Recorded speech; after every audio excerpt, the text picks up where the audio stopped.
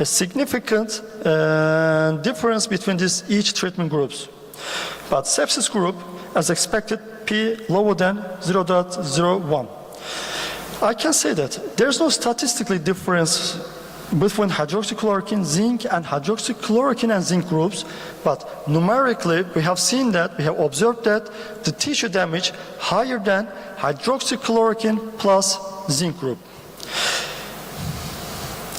In the examination made by biochemical parameters, white blood cells, neutrophils, and also lymphocytes was parallel to the histological examination.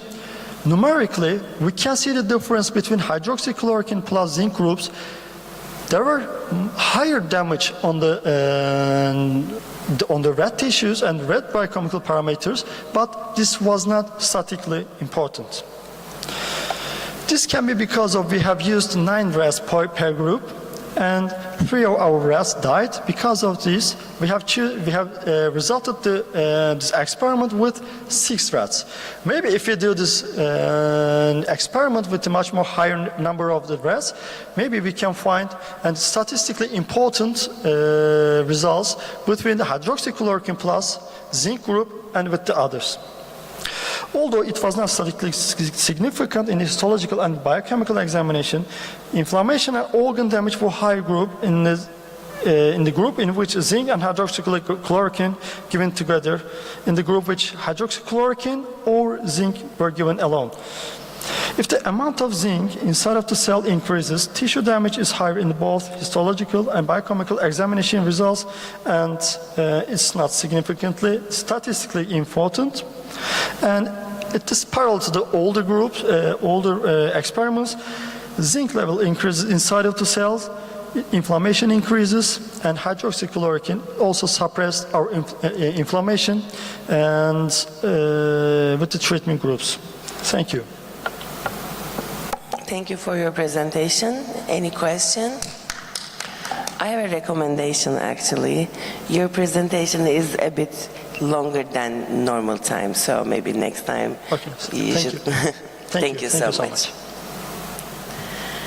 Okay, the next one, results of a 12 years old clinical experience in cases with Fournier gangrene. Tunç Ozan. Okay, there's another presentation. It's going to be presented by Beliz Öztokten. We don't know the name, so thank you.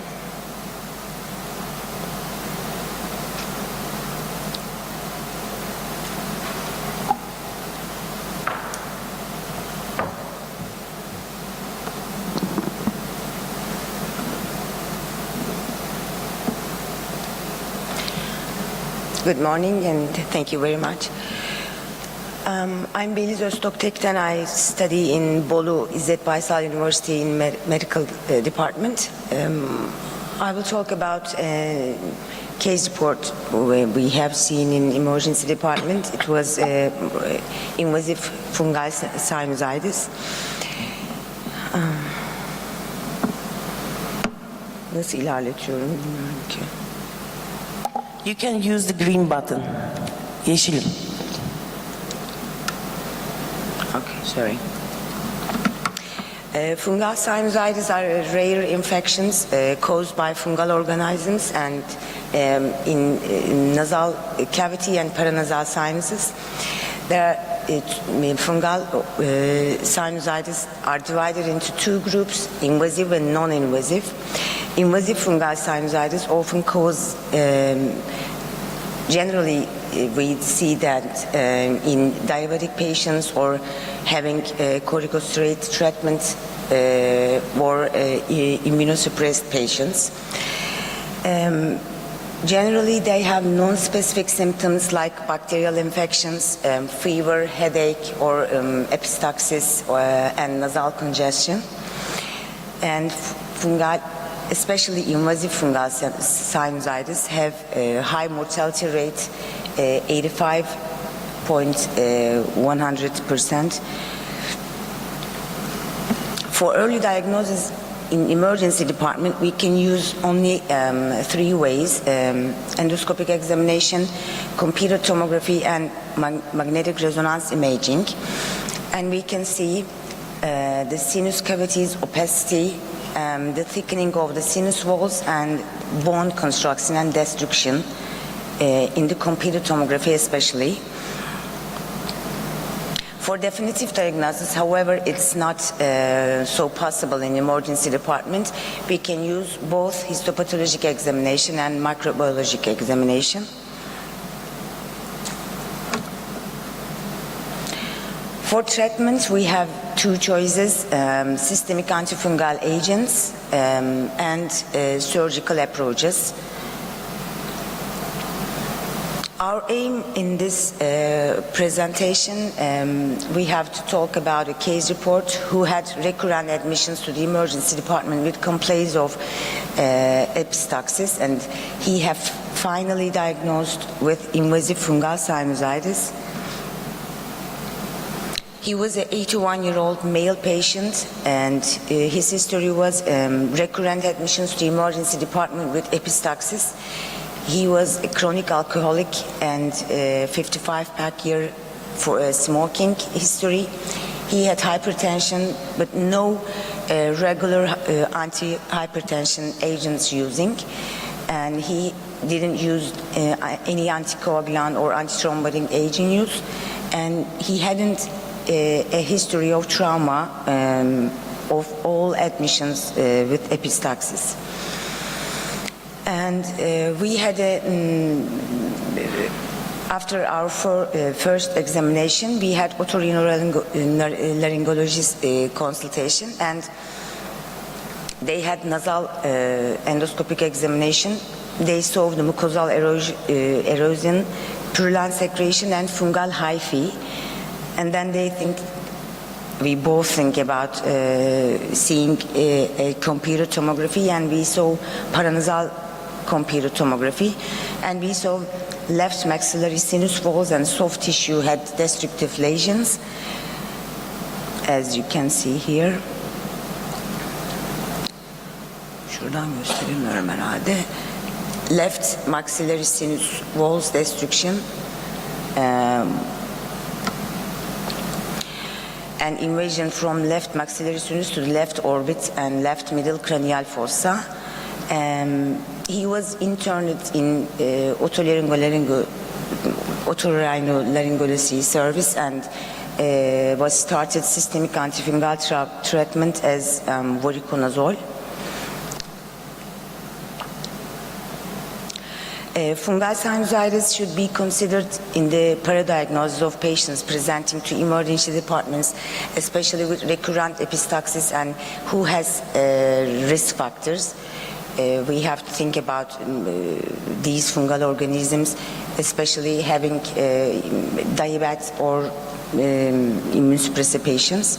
Early diagnosis and treatment of life-threatening invasive fungal sinusitis are vital, and these patients should be evaluated by otorhinolaryngologists.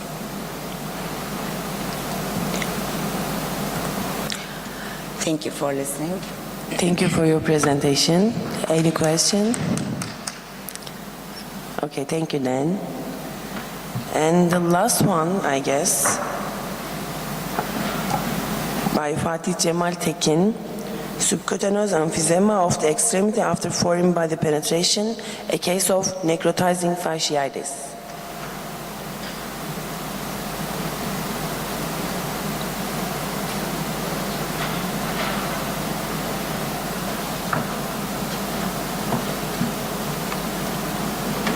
Good morning. Thank you for your attention.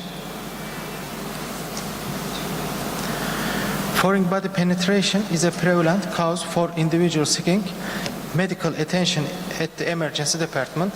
Superficial traumas, particle case of nail penetration, are commonly found within this context. In these circumstances, dressing, tetanus vaccine, analgesic, and antibiotic therapy are typically considered adequate treatments, unless the patient has comorbidities. The purpose of the presentation is to highlight the potential development of severe complications in patients who present to the emergency department with nail penetration, and to underscore the significance of doing a comprehensive physical examination. 22-year-old male patient was admitted to the emergency department with swelling and redness in his leg and was informed that he had a nail had lodged in his leg. On examination, diffuse heat increase in the right leg and redness around the area where the nail was inserted were noticed. In addition, crepitation was felt under the skin from above the knee. The tetanus vaccine was administered 3 months ago, and antibiotic therapy and analgesic treatment was started in the emergency department. In the image examination, diffuse foci were observed around facial and vascular structure of the muscle in thigh, extending the right iliopsoas muscles, and were evaluated as necrotizing facet.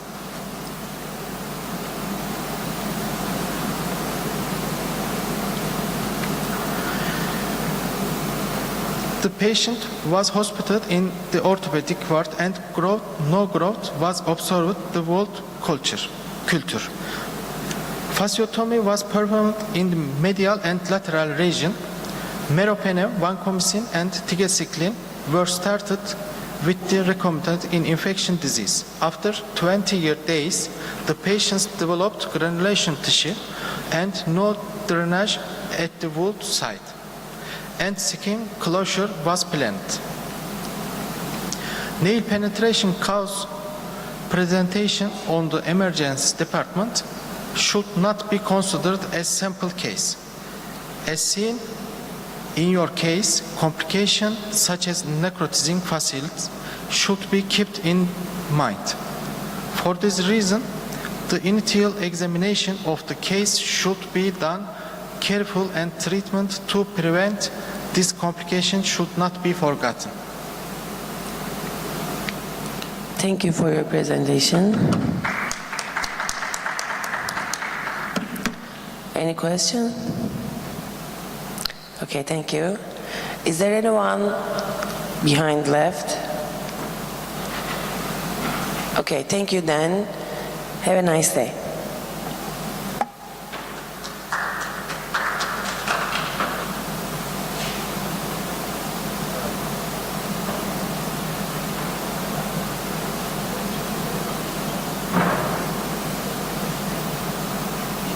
In Singapore, we have 3 medical schools there, and I'm an emergency physician for 33 years. So I've trained many residents and doctors, many generations of doctors. So today I'm actually going to talk to you about how the healthcare simulation spectrum is transforming itself and how we are moving forwards and moving beyond. Right, the picture that you see here is actually a picture from Bhutan. How many of you have been to Bhutan? It's the country with the highest happiness index at one point in time. And this is the Hanging Tiger Nest Monastery up in the mountains. And it was quite an effort to actually climb the steps and trek upwards to this monastery. But then, you know, it's just like our path in life. We all have to transcend and move on, and there will be challenges and barriers as we move along. The path to becoming a high-functioning professional emergency physician is not easy. There will be many challenges during the course, but however, hopefully the results will be good and it will be satisfying to you as well. And we'll see what happens. Now, technology is driving all of us. Everything we do is technology driven. So therefore, anything from our children, the younger generation, the teenagers, even into the older generation, you know, in Singapore, we are actually teaching our seniors how to be technology savvy, how to use their handphones to negotiate a lot of things and a lot of programs as well. So therefore, it is actually very, very technology driven. However, we must not forget the human touch and the elements of humanism as we move along in this era where technology is driving everything that we do, including in the practice of medicine and emergency medicine as well. So we have to make sure that we adapt. Let's look at this video for a while. Can I have the volume up? The sound? Okay, so this is what happens when you go shopping these days. You don't even have to put the clothes on. You can just look at the mirror and AI will show you what you're going to look like. Oops. Okay, that's a technology glitch. So let's just wait for that. So nowadays you can just look into the mirror and then you don't have to try the clothes on and it will just show you what you're going to look like with those clothes. Okay, just give them a minute.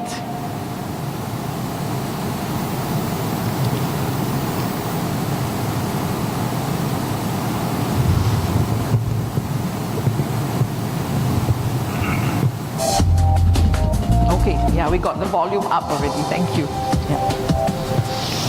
Okay, so let's just see how it's going to be like when we go shopping these days with AI and with a technology-driven world.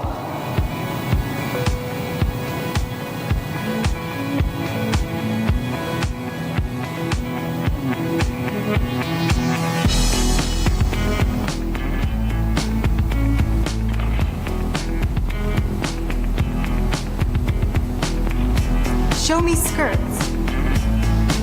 Okay, so all the skirts will come up.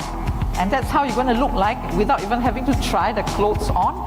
You can actually see what you're going to look like, how color coordinated you can be. And this is really not the future anymore, it's already here. So therefore, technology is indeed driving us in all aspects of our lives.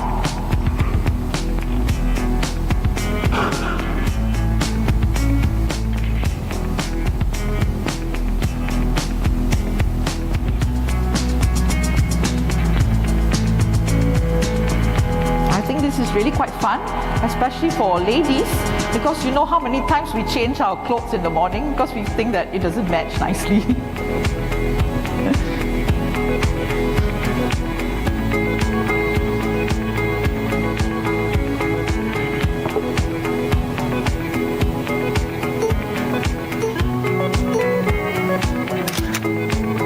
And it can also take a photograph for you. Yes. In case you want to ask for your spouse's opinion. With different backgrounds as well. So this is actually quite interesting and this is already around.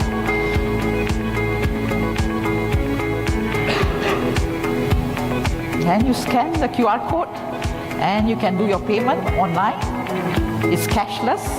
So this is the world we live in today. So in the midst of all that, we must not forget that humanism must still prevail. It is at the center of everything that we do, including when we use technology as well. So humans must be at the core of everything, whether it's related to our patients, our learners, their family members, and the community around us. And don't forget the healthcare staff, all of you as well, because oftentimes we care about others, but we forget to care and think about ourselves, which is really very important, because we are not there, then there's no healthcare provider really. So the characteristics of humanism in anything that you're going to approach to do really comprise of the human values, the human emotions, which is very unique because when you use technology, those things are not there really. And your humanistic approach, always think about how a person is going to react to you. And of course, all the other considerations like values, personality, your style and all that, okay? So, I'm not sure whether any one of you have read this book. It's Man's Search for Meaning by Viktor Frankl. And he says that the hardest part of being human is to continue to be human with each passing day. Just think about it, with all the technology surrounding us, do we really feel like this, you know? So therefore, what are the technology that we are most exposed to? In medicine and in education or medical education? Well, we have a lot of technology enhanced learning, everything. This afternoon I'll be talking about my simulation technology at 4:30, so you can see all the kinds of technology and toys that we are involved in these days. technology-driven communications. We cannot live without our mobile phones. You know, everything is there, even all your learning, important learning curriculums and everything are all on your phone now. And serious games. I developed serious games to teach healthcare providers how to excel in certain tasks and skills. So that's the game-changing technological tools. And then of course we do a lot of VR, virtual reality, augmented reality, extended reality, mixed reality, and all these, including robotics. Robotics is not new anymore. People are already using this to do surgery and surgical processes, and I'm sure it's the same in Turkey as well. And a lot of AI. We are looking at how to integrate AI into a lot of the things that we do in the emergency department to make things more efficient and also seamless for our patients and also for ourselves. So what does AI comprise of really? You know, we talk about AI all the time, we talk about smart technology, but then do we really know what we're talking about? Well, so AI really comprises of computer controlled processes. So there's algorithms, there's a lot of mathematics and physics involved, there's calculations, for example. You can have an AI algorithm for assessing how likely is your patient with a right lower quadrant pain likely to have acute appendicitis, or a right hypochondrial pain likely to have gallbladder disease or hepatobiliary disease. There are mathematical algorithms to help you with this, and it's run by AI. And of course, there are many solutions that you can use, equations, logistical optimization. You can see your patient flow through your emergency department using AI technology. If you're building a new emergency department, you want to look at how to run the flow of patients directly from registration to triage, to your resuscitation room, to your consultation areas. You can actually use AI to look at the flow as well. And of course, a lot of other software as well. Now, AI's entry into medicine perhaps will redefine our role as the educator, as the teacher, as the mentor, right? So at the same time, as we are using all this technology, we cannot run away from the fact that we need to use technology, because if not, our younger generation learners are not going to be motivated, and you know, they like to do things fast, short, sharp, targeted, focused, and they're very mobile. They like mobile learning, you know, and they don't want to sit there all the time for a few hours and look at the desktop, for example. So this is the kind of learners that we have to appeal to today. So therefore, we have to think about how we want to do all these things. So as we are reaching out to this group of learners, don't forget the humanistic approach, which is we want them to come at their free will, because if they are internally motivated, they will do better and they will be more passionate about what they are doing in their work, of course. And then, of course, the emotional and the motivation part is very personal, very human. These things you cannot duplicate with technology. And of course, with the changing face of technology today, we find that we are learning more in isolation. We can do it on our own. We don't have to have group learning anymore. We can have our technology devices in our own homes, and we can study anatomy by putting on a pair of spectacles, which is AI savvy, and you can actually learn anatomy on your own practically. So people are becoming isolated. People don't talk and meet face to face anymore. They can interact through their mobile devices, for example. So therefore, think about the human to human interactions that we have. Our patient contact with the physician, that's important. I mean, that is something you cannot run away from, because I think in medicine, no matter how much technology we have, the face-to-face contact is still definitely important. In healthcare, including emergency medicine, we are, I would call, a high-tech and high-touch industry. You know, there are some technology or some industries which are high-tech but low-touch. But for us, we are high-tech and high-touch, because we need technology, it has to drive us, but we also need high-touch because we need the personalized approach to patients. We need to have the face-to-face contact. We need to have the therapeutic touch as we manage our patients, for example. So therefore, I like to term it as high-tech and high-touch in terms of using technology in medicine, including emergency medicine. And as AI moves into medicine and into medical education as well, the human touch must not be a casualty. So don't forget about that part of it, because you know, in Singapore, all our emergency departments are computerized. You know, everything is computerized, everything is digital. So therefore, what my medical officers and residents do is that when the patient comes into the room, it's a consultation patient, not a resuscitation patient lying on the bed. Then they will be typing at their computers, you know, the history, the physical and all that. And sometimes they forget to look at the patient. They forget to look at the patient. And we get complaint letters.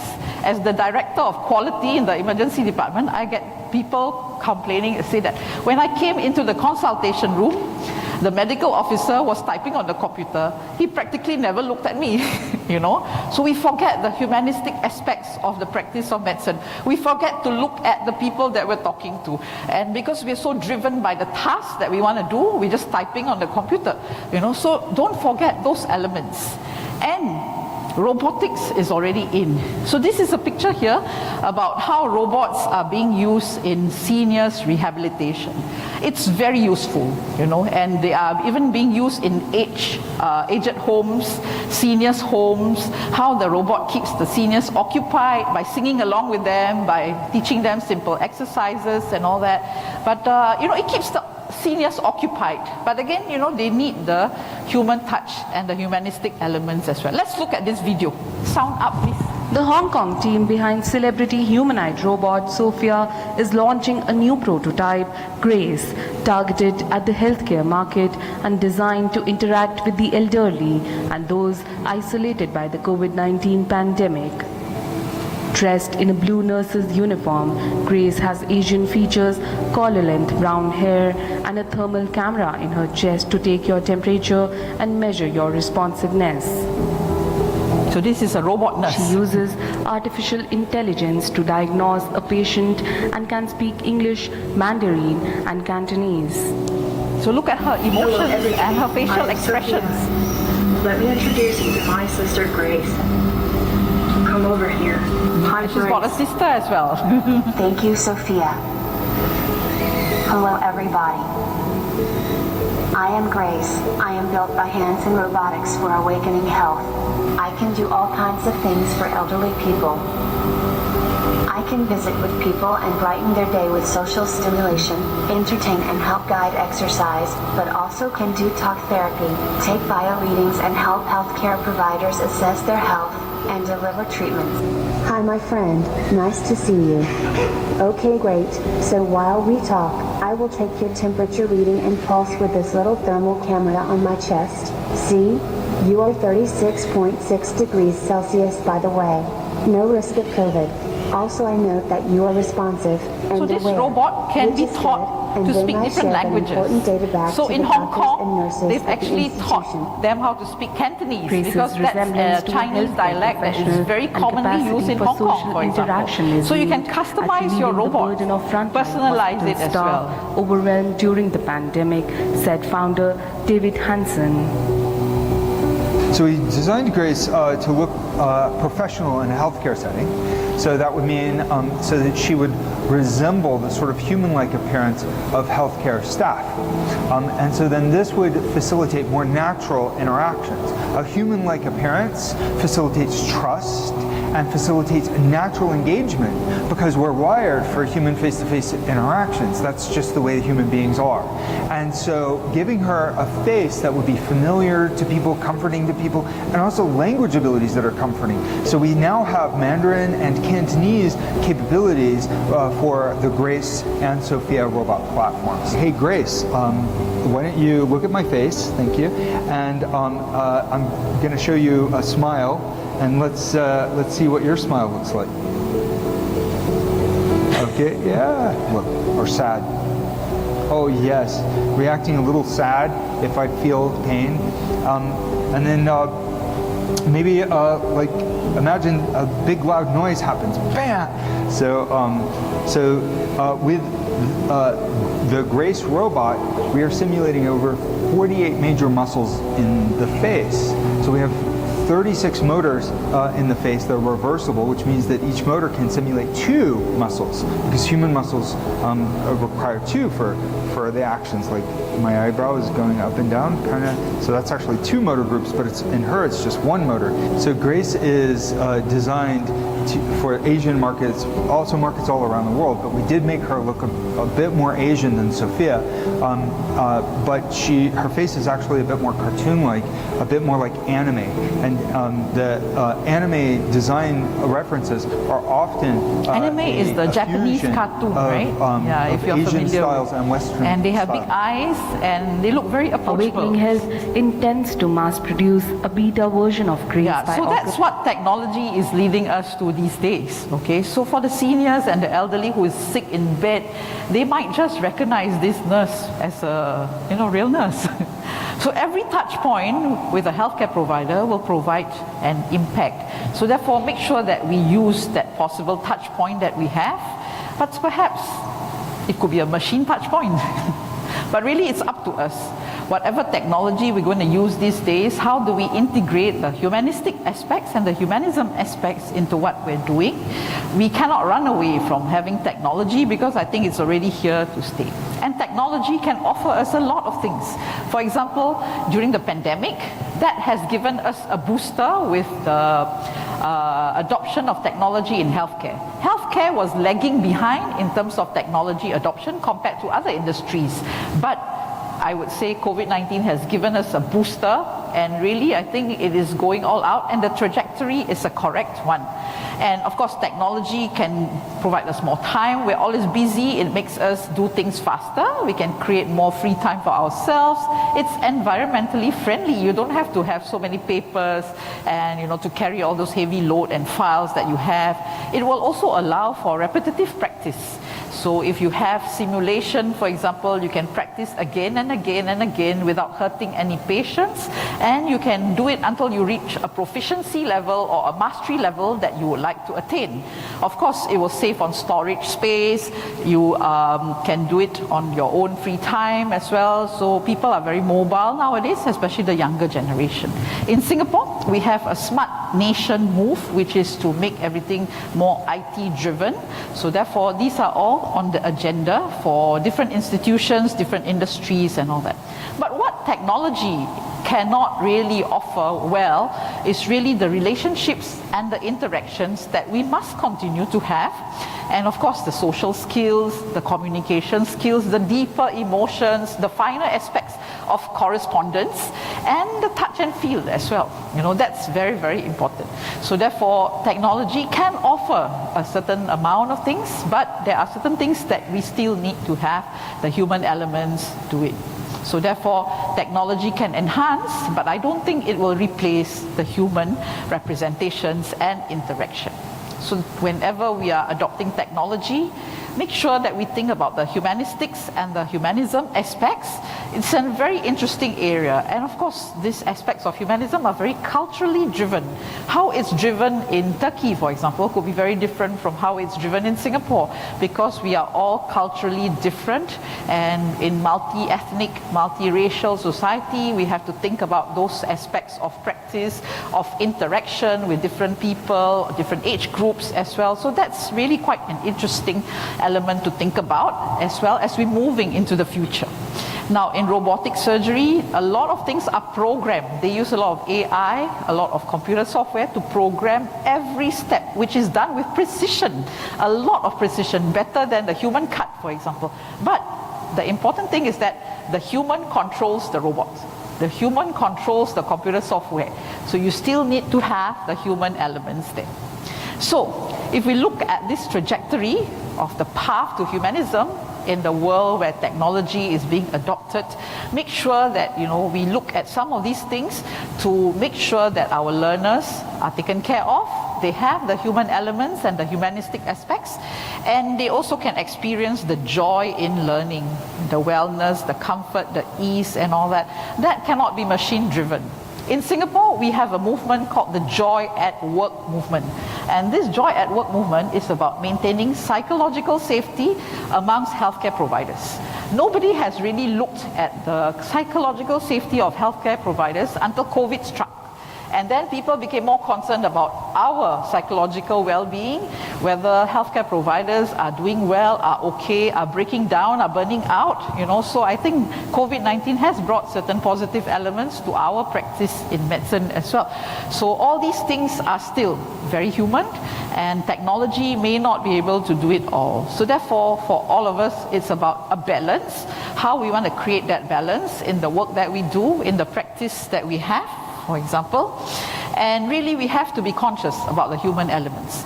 So when I'm using simulation to teach my residents or my doctors or even faculty, so I will inject situations and scenarios to make it more human. How do we do this? By injecting narratives to humanize the experience. Because when you write scenarios for simulation, you will actually write from experience that you have had in your emergency department, where a patient comes to life presenting with acute myocardial infarction in cardiogenic shock, or diabetic ketoacidosis, with severe sepsis, So those are the stories, the narratives that are very important, that helps us to keep our scenarios and our simulation human. When we do debriefing after the simulation, we are usually doing it face to face. That's the best. And of course, there are virtual debriefing sessions, which we have done during COVID especially. But again, there are certain limitations to it, but it can be done. It still works, and I've done many of those virtual debriefing sessions as well. But of course, it will be more satisfying if you can do it face to face. And then of course, we can use hybrid simulation to humanize our simulation sessions. I'll be talking about this in the afternoon at 4:30. If you're interested to see how we integrate a lot of different tools and toys into simulation by using hybrid simulation, do come for that session later. And of course, we can combine live and virtual sessions together to make it more humanistic as well. So the way to go forwards is to balance the technology adoption together with the human elements, and then of course maybe to even have smaller group for bigger interactivity, and let humans be humans and let machines be machines. But when they work together, the outcome of the integration can really uplift the level of intelligence. And this is another interesting book. For those of you who are interested, you can actually check out this book, Deep Medicine, How AI Can Make Healthcare Human Again. Quite contradictory as the title, but I think it's quite an interesting read for you who have the time. Again, I cannot overemphasize the need for balance with technology and humanism. Moving forwards, I think the digital economy is here, the green economy is here, the care economy is here. But in all the things that we do, make sure we consider the human elements. So the 3 S's to remember will be safe, smart, and sustainable, because we definitely want to save the earth and make sure we are green. So back to that hanging tiger nest monastery in Bhutan, the country with the highest happiness index at one point in time. So I mentioned earlier that I actually climbed all the way up using your own 2 feet. You climb. Of course, it's a lot of effort to climb, but then at the end of it, you actually get to see a beautiful sight, and you get to go into the serene, calm monastery, and perhaps technology will now be able to get you up there sooner. Perhaps there'll be a conveyor belt, perhaps there'll be a cable car, a technology-driven vehicle that can bring you up there easier. But just ask yourself, will you be more satisfied when you get up there? Will your inner satisfaction and motivation be as good as if you had climbed it yourself? So that's a question for all of us to answer. So our future is a race between growing power of our technology and this wisdom, which we're going to use it. So let's make sure that wisdom can have a bit of an edge over that. So thank you very much. And if there are any questions, I can take them. Thank you.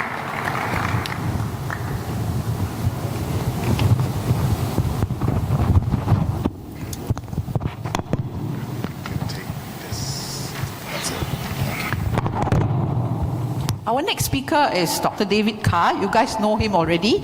So he's going to have a long tutorial session with you on dermatology, because I think we only have the 2 of us this morning at this session. So if you have any questions, just ask him. So David, over to you. Good morning. Thank you for coming. It's early, and it's amazing to see, no, I'm okay. It's amazing to see so many faces I met in the last 3 days here this morning, because that inspires me to do better, to see my friends here. And it's been amazing to be part of this conference for the first time, to be part of your country, and to be welcomed so warmly. So thank you all for that. Yesterday, I gave a talk on 20 years of my career and what I think about. Today is different. Today is 20 years of my career in pictures. This is it. These are 20 years of rashes that I've captured on my phone or my camera that made a big difference to me. And what I'm going to do today is I'm going to show you 16 rashes.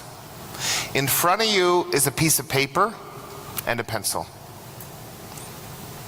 You are going to take this as a quiz, and you're going to write the answer to all 16. My hope is you get 0. If you get 0, I've taught you 16 things. The wonderful thing about dermatology is once you see it once, you don't forget it. So the lower your score, the better my talk. So don't feel threatened. And what I'm not going to do today is talk about treatment, because I believe this kind of treats almost everything. You know, I once, when I was a medical student, I did a rotation in dermatology for 2 weeks.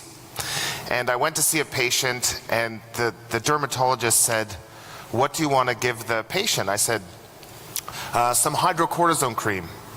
And she looked at me and she said, "That is a great answer, but if you write hydrocortisone cream from a dermatologist's office, people aren't going to think we're dermatologists. You have to write something different to confuse the other people to think we're specialists." So we're not going to talk about this. 16 pictures. Is everyone ready to go? Okay, so what I'm going to do is I'm going to give you 16 pictures with 16 stories. I'm going to go quickly in my Turk English. I'm going to go slow, and then we're going to come back and we're going to make it like a quiz. Now, you in the purple shirt in the back, do you want to come closer? Or you this is a really fun, intimate session. You two, I know you're having fun together. Come closer, more intimate. Let's just make this like a fun activity. Sorry to pick on people. I won't pick on people for answers, though. Okay, the first person gets referred to your emergency department. They've been on cephalexin for 7 days. Both of their legs are infected. They get referred to you for intravenous antibiotics because they're not getting better. That's your first patient.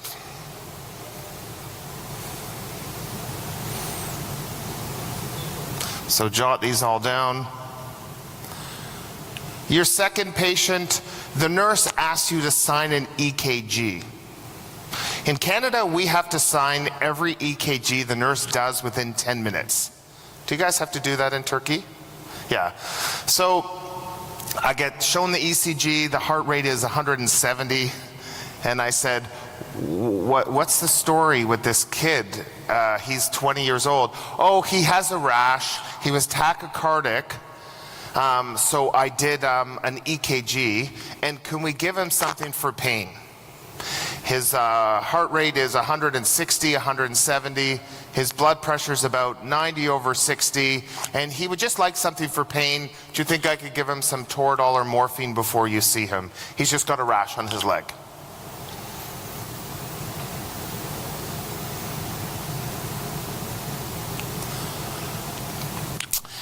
This is a kid that I saw this summer, and I see him every summer.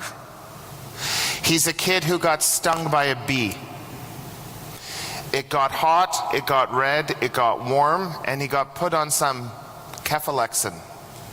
It wasn't getting better the next day, so he's referred to the emergency department for intravenous antibiotics.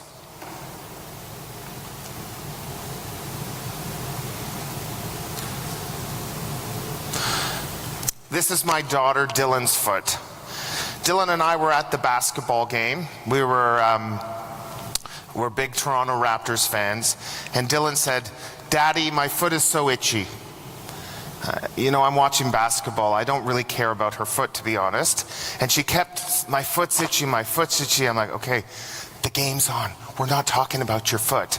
You know, everyone has that one child who, she's my one child who kind of always, "Daddy, daddy, daddy." So I said, "Dylan, we'll deal with your foot after the game. Can we just watch the game?" She said, "Can I take my boots off?" I said, "You're not going barefoot at the basketball stadium." So the next day, her mother sends me a text that says, "I understand Dylan told you her foot was bothering her. You didn't look at it. I thought I would send you the picture. What's wrong with Dylan's foot?"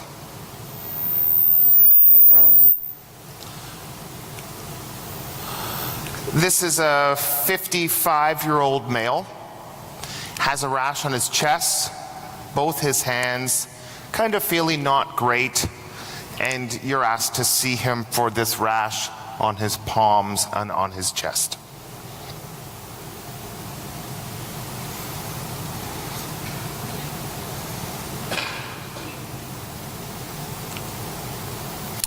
This is one of my favorites. This is the patient's camera. The picture on the left that looks pretty good with the piece of gauze is when he presented to the emergency department. He got bit by a dog, his dog, and he came in, he was given some antibiotics, some amoxiclav, clavulanic acid, and told to keep it clean, to put a dressing on it, some bacitracin, some stuff, just keep it clean, and if it gets red or painful or anything, to come back to the emergency department. And he came back 2 days later with a very itchy rash on his hand, and he said, you know, they told me to come back if it gets worse, and I saw him and it looked a lot different than it did from the picture he showed me a few days prior.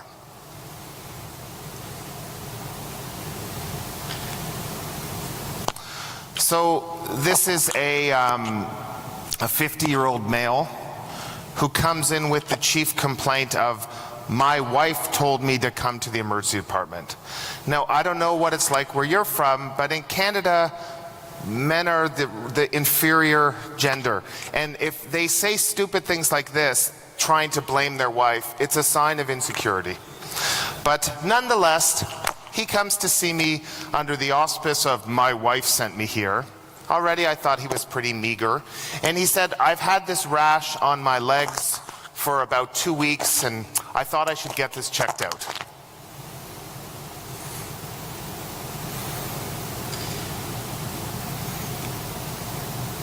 Okay, this is a strange story. This is a gentleman who was going on a cruise.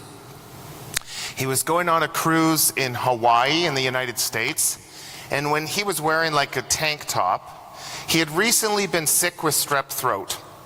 And when he got on the cruise, does anyone, do you guys like cruises? Does anyone go on cruises? You're a cruise guy? Okay. So he's about to go on the cruise and they're in line and the person says, "Whoa, whoa, whoa, whoa. You can't come on the boat. Not with that. You could like get the whole boat sick. You must see the ship doctor. I wonder if you have chicken pox." So he goes to see the ship doctor with this rash on his back, and the doctor says, "Oh, he doesn't have chicken pox. He's safe to come on this cruise to Hawaii." And he goes on this cruise to Hawaii and he's actually gets better in Hawaii a little bit, and he comes back to see me in Canada for this rash on his back. So this is a strange request. This is a woman who comes in saying, "Can I have a prescription renewal?" Now, when people come in for prescription renewals in Canada, they're not asking for cholesterol pills. They're not asking for thyroid pills. They're usually asking for either opioids or benzos. This woman says, requesting valcyclovir. So she says that she has had shingles every month for the past 2 years. And she gets shingles on her butt. This is her left buttocks. And she gets shingles every month, and she's visiting from out of town, and all she needs is a prescription for valcyclovir, and she wants to go home. So every month she gets shingles, she just wants valcyclovir, she's ready to go home. This is an 8-year-old boy. You can see he has an IV. Kids don't usually get IVs, which means he's sick. He has a fever, not feeling well. He has a history of atopic dermatitis, and it seems to have broken out, and he has this rash that's all over his arms and his body, and he doesn't look well. And his mom brings him in to see you. This is the, sorry for all the buttocks pictures, this is a 6-year-old child. His dad is one of our emergency doctors, and he's had this rash on his bum for a while. So at first, the dad just gives him some hydrocortisone. Maybe it's a bit of dermatitis. Then the dad says maybe he has a pinworm. Any parents here? Have any of you ever tried to look for pinworms in children? So it's a crazy thing once you have kids.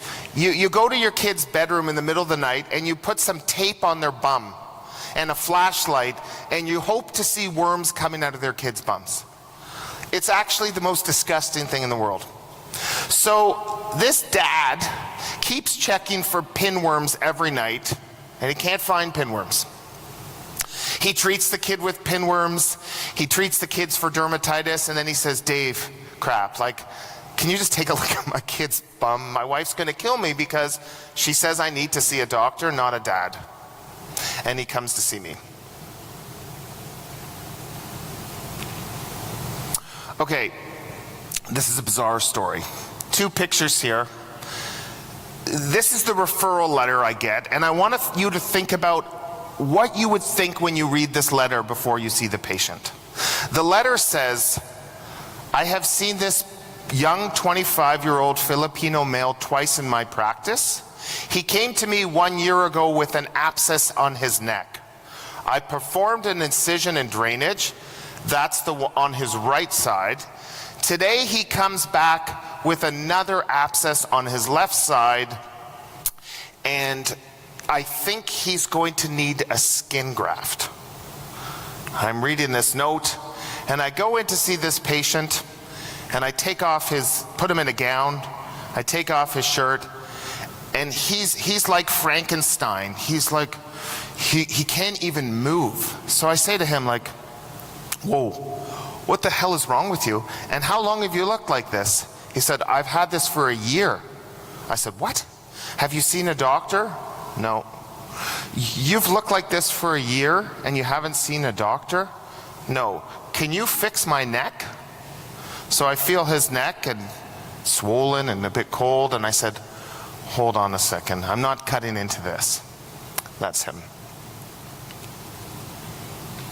Next one is a 25-year-old female.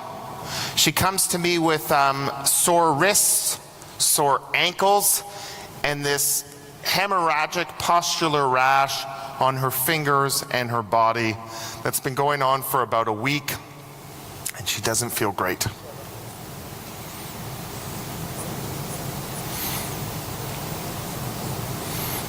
So this is a guy I saw last winter. He's a marginalized individual who lives, he's homeless. We have a large homeless population in Toronto. And he came in with some bleeding gums and this rash on his legs. I kind of looked at it. I figured, you know what? He's a drinker. Maybe he has some bone marrow problem. I order some blood work. I get the CBC thinking this is going to be a slam dunk. His platelets are 350. They're completely normal. And I look at his rash, hoping it was thrombocytopenia, but it ain't. And that's his rash.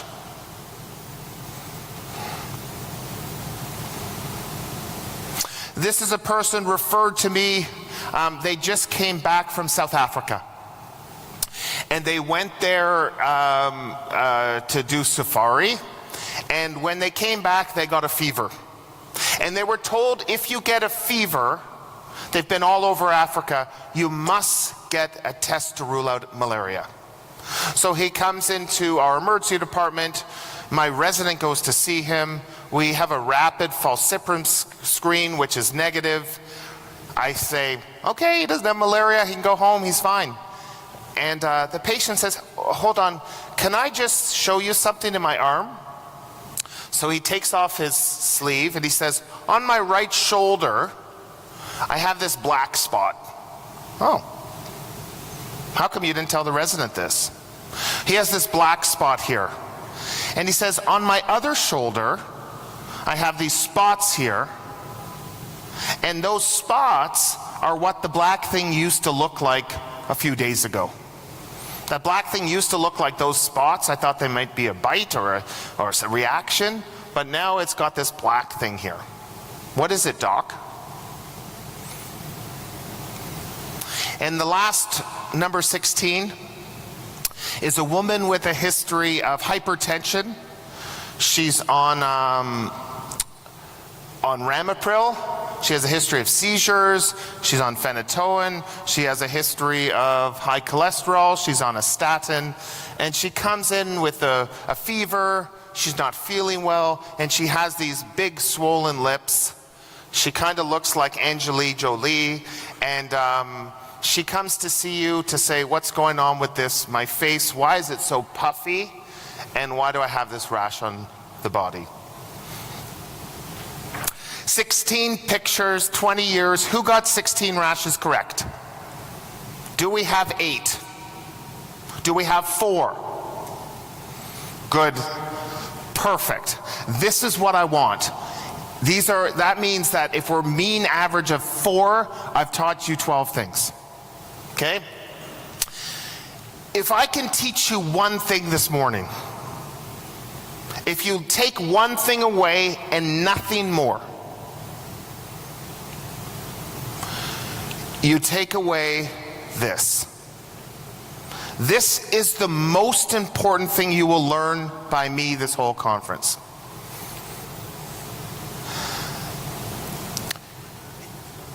Who knows what the first rash is? Anyone want to shout it out?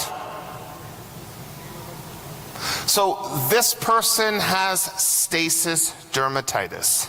You do not get bilateral cellulitis.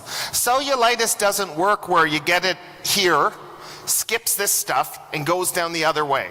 That's not how things work. If you write in your chart bilateral cellulitis, I want you to know that somewhere I will be watching you, and I will be looking down on you, and I'll be shaking my head like this. Don't ever call something bilateral cellulitis. We get sent these people all the time. You do not get bilateral problems at the same time. And it's a cycle of unnecessary antibiotic after unnecessary antibiotic, and stop the cycle. These people need weight management to lose weight. They need a steroid. Now, usually we just give everyone hydrocortisone, that's fine. They actually need a real steroid. Something like clobetasol, which is a class 1, a very potent steroid. And they need their circulation checked. Ankle brachial stuff to make sure they don't have arterial disease. But this is something we do terribly in Canada, and I'm gonna guess all over the world people just give antibiotics and get these people out of their emergency departments. Okay, let's look at picture number 2.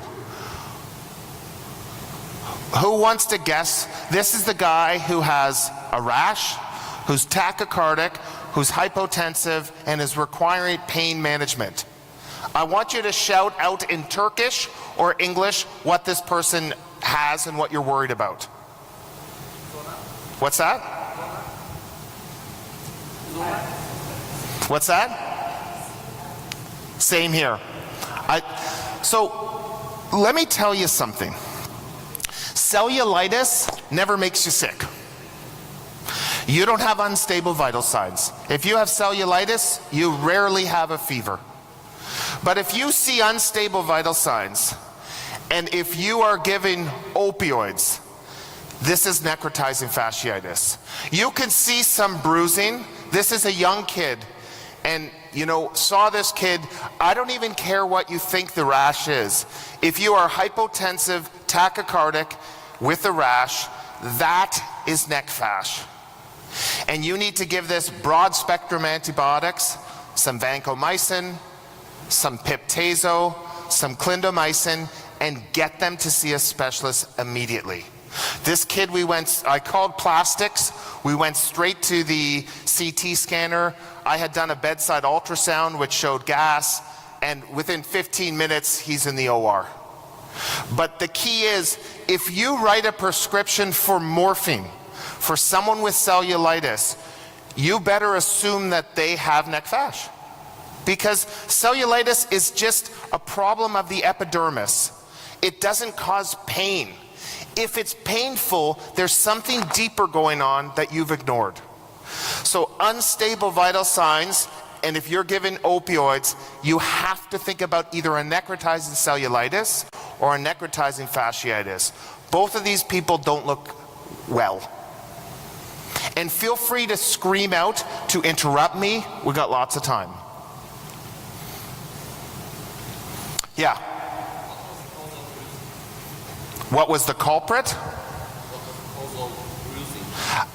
Because his skin, so the question was, what was the cause of the bruising? As you start to kill tissue, you eventually just bruise. Because you go into DIC, and you start just bleeding all over. So he was just in septic shock and starting to bruise all over.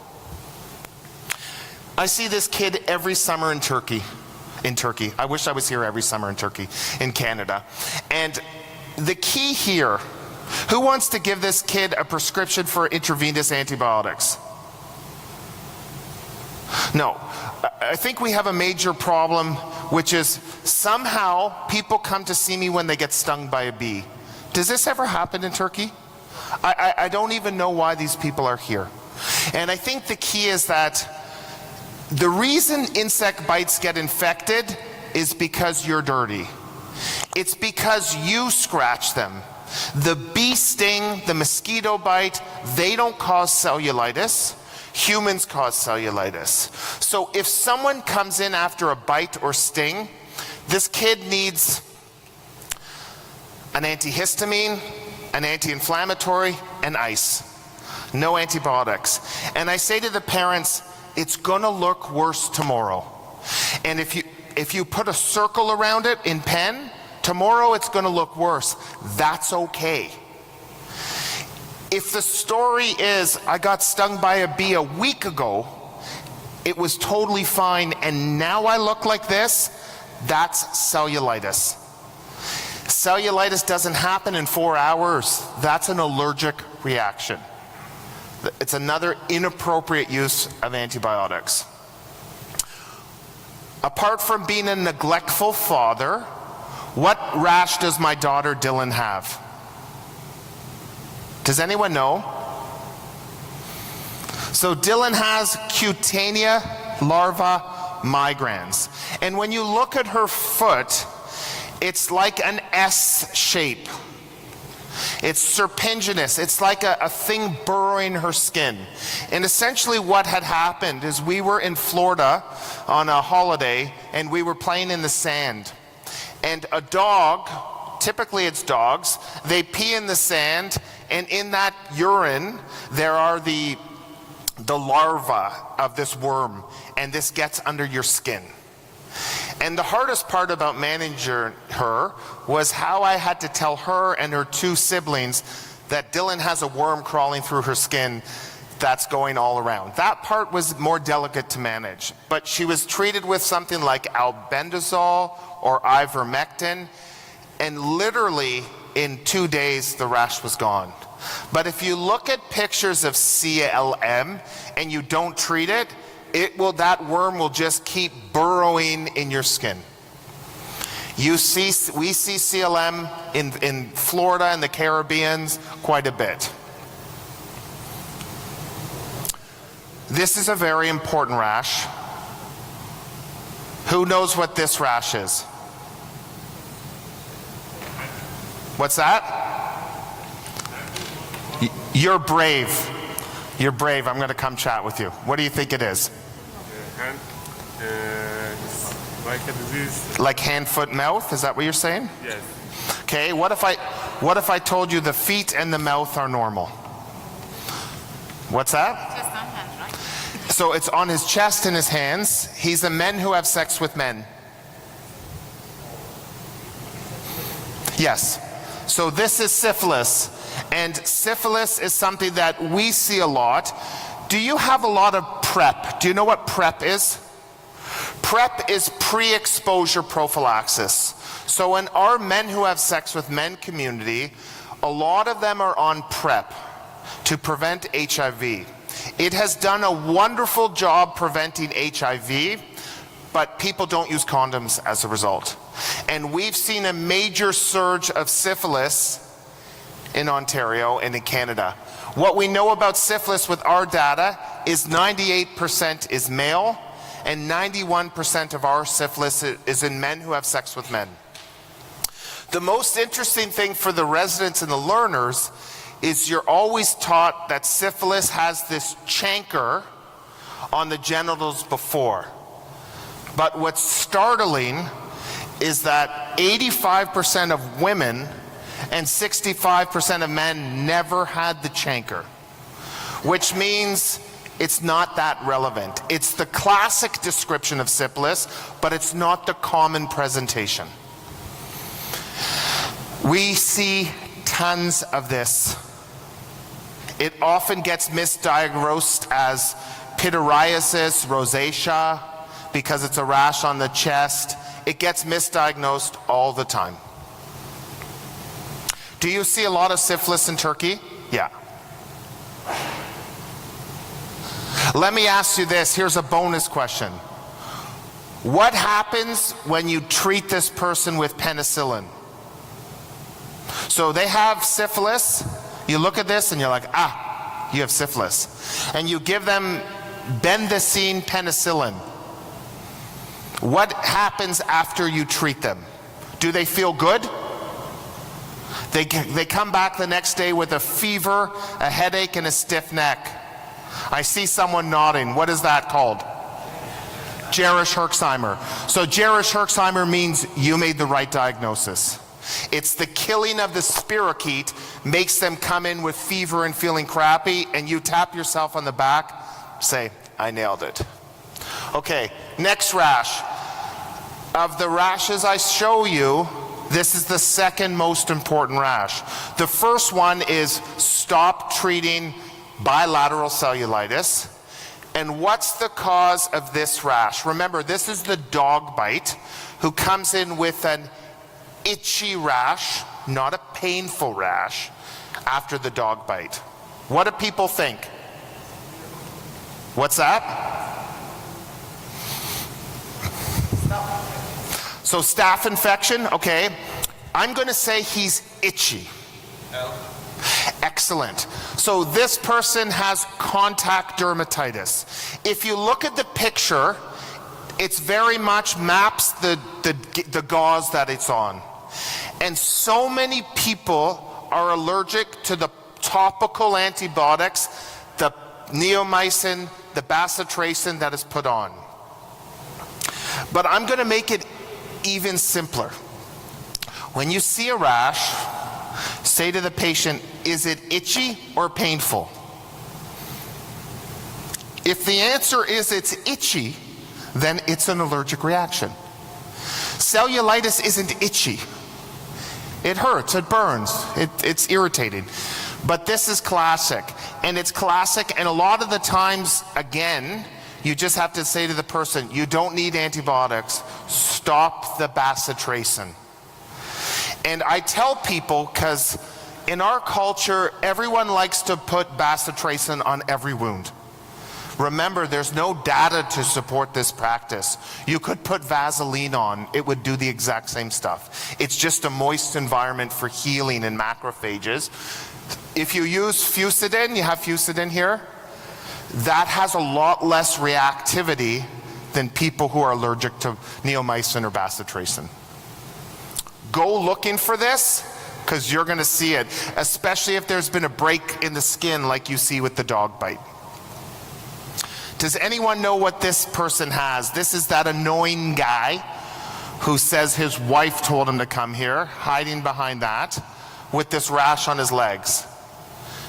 You're going to see this in your practice in people who use heating pads, and sometimes they'll get this on their back. Does anyone know what this is? So this is called erythema ab igni. We see it for people who put their laptops on their legs, or where you will see it is people with chronic back pain who fall asleep with a heating pad on their back. And it's a thermal burn of the back, and it causes this livido-like rash and this brown hemosiderin stain that will never go away. You got this, dude, forever. And it has a small malignant potential for squamous cell. So if you tell people to use heating packs, just tell them, make sure you don't go to sleep with it, put it for brief periods. And you also, it used to be described in people who would sit at campfires and they would burn their shins with repeated heat exposure. This is a post-streptococcal rash. Anyone get this one? Okay, so this is guttate psoriasis. And guttate psoriasis, guttate is Latin for drops, and it's 2% of all psoriasis, and it's often the initial presentation. But it happens about 7 to 10 days after strep. What I want to show you is we are a very diverse group here, that everyone has different skin color and different levels of melanin in their skin. This is a person I saw with guttate psoriasis who's Caucasian. And I want you to look at the difference. And what I want you to realize is that you need to know dermatology for everyone. A lot of the dermatology books are just for white people. And they show white people's rash, but they don't show darker rash. And Malone Makwande wrote this great book on minding the gap and showing the way skin presents differently in dark-skinned person. When I saw this rash, I think about it as these are plaques, and if you put all them together on the knee or the elbow, you'd be like, dude, you have psoriasis. Easy. It's harder if you're not familiar with the presentations of different ethnicities. So be mindful of that gap in your skin. And guttate is these classic drops or plaques that, as opposed to being on the extensor surface, are on your body. Okay, tell me, did anyone, this is the woman who's come for the last 24 months. She gets shingles every month. Does that make any sense to you? Zero. It certainly looks like shingles. And the story is it burns. And the story is I get valcyclovir every month, goes away. Does anyone know what she has? So, like in my talk yesterday, I don't know what she has, but I'm pretty sure it looks like shingles. But I know it doesn't make any sense because you can't get shingles every month. So I go on Google and I write recurrent shingles in the buttocks. And this comes up. It says, your doctor is stupid. You have an STD. It's called sacral herpes. Now, if you put this rash in the front, you'd all be like, yeah, they have genital herpes. I want you to think for a second. Think about the way people are intimate. People like to cuddle, people like to spoon. I won't go into any details, I'm in Turkey. But you have to be imaginative, bitches. If this was on the front, you would know this is an STD that's the same friggin' dermatome. Be creative. This is sacral herpes. You don't need Valtrex. You need to be Valtrexed forever. You need daily suppressive valcyclovir. You have an STD. What happened 2 years ago? Well, I met my partner. Herpes, unfortunately, you got it for life. It's the one thing you never want because you don't shake it. Okay, this is an important one. Kid with the rash. kid who's sick, kid who has a history of atopic dermatitis. Does anyone know what this is? So this is eczema herpeticum. So what happens here is mom has HSV1, mom has a cold sore, child has eczema, mom is snuggling with child. Herpes plus eczema, eczema herpeticum. And this gives you these painful lesions. Remember, itchy is okay, painful is bad. These are painful lesions which are monomorphic, meaning all the lesions look the same. And this is not impetigo. One of the things you say, oh, maybe it's impetigo, but this kid is sick. And they need IV antivirals, which can precipitate in the renal tubules, so you have to give a lot of fluids. Anyone know what this kid has? This is the one whose father has a doctor in my department who's tried steroids, who's tried pinworms. The kid's not getting better. So this is perianal strep. This is after a strep throat infection. About 6% of children will be positive if you swab their anal region. This is very red, it's very painful. One of the things is we don't like to look at things, oh, a kid has a rash, just try this medication. We don't look. But unlike, this is a very red, painful rash, and in the kid who's not getting better with a diaper dermatitis, swab the bum for strep, and you have to think about treating household contacts. I feel like I'm in a part of the world where you may see more of this than I do.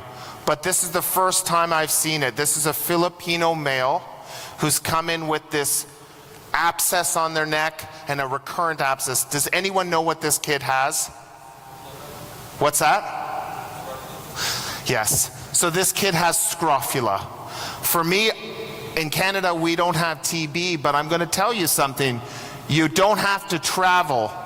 You have to look at who are the ethnic groups. Remember, 1 billion people in the world have TB or are carriers. So if you hang out with a high-risk community, you could be exposed to TB. And this person has had this for a year, and it's spreading like wildfire. He's been untreated, living with multiple people, working. He's just exposed the world to TB. No blame, but the point is, I think we're all good at realizing that if someone comes in with a cough and shooting up blood and they're in a high-risk group, you think about TB, but extrapulmonary TB is something you have to worry about. I think I have a couple more. Young woman, arthritis, rash. Anyone got this?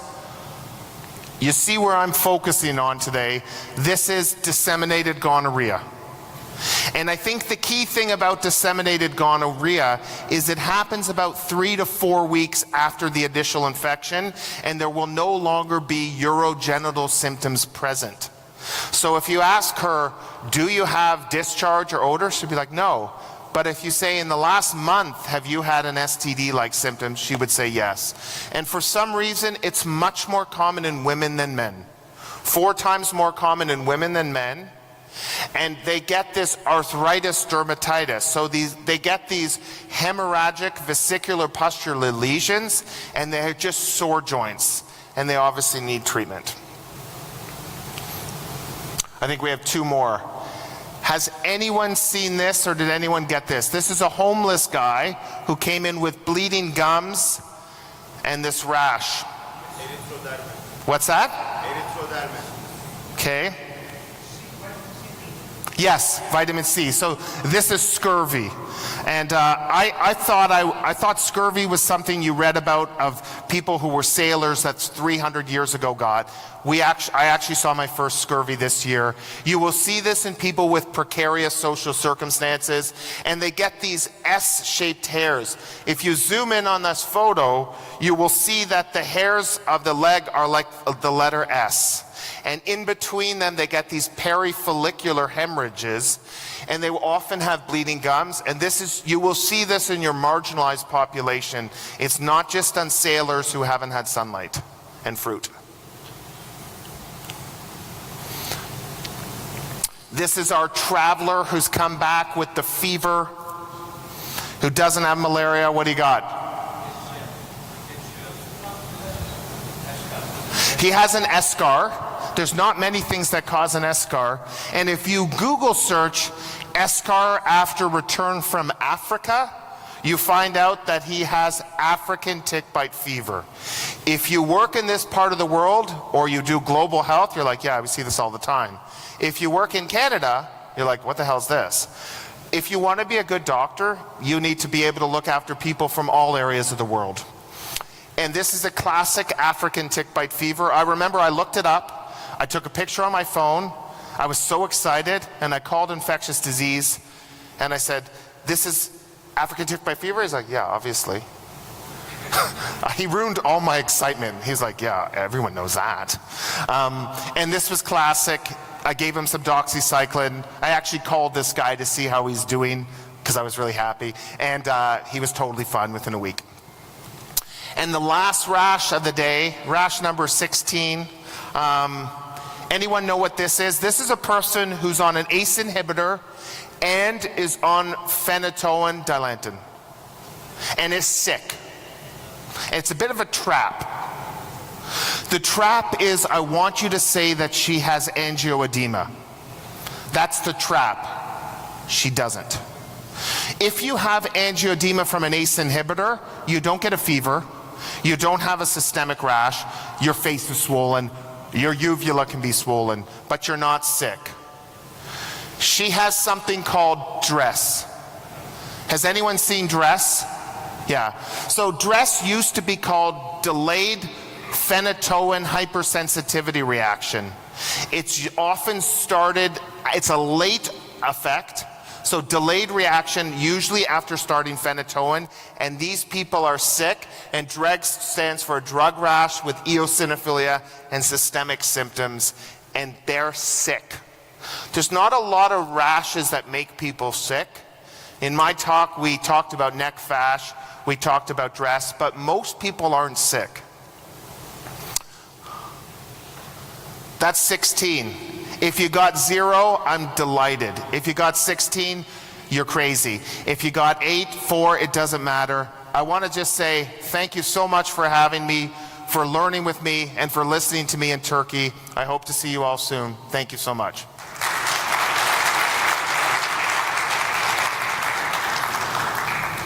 I'm happy to take any questions about sports, life, anything. Come up, chat with me, because I'm heading to go visit Antalya.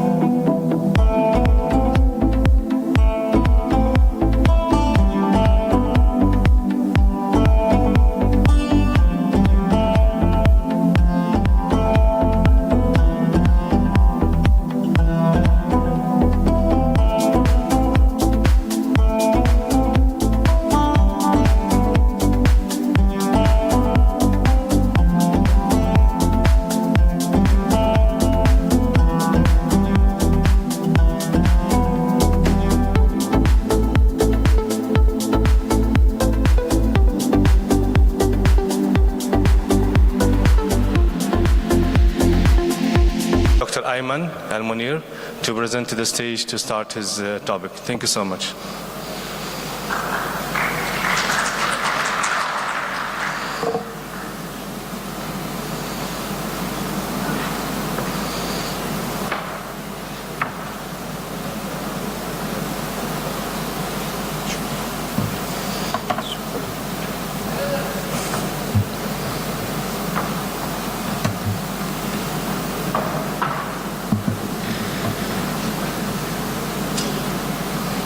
Good morning.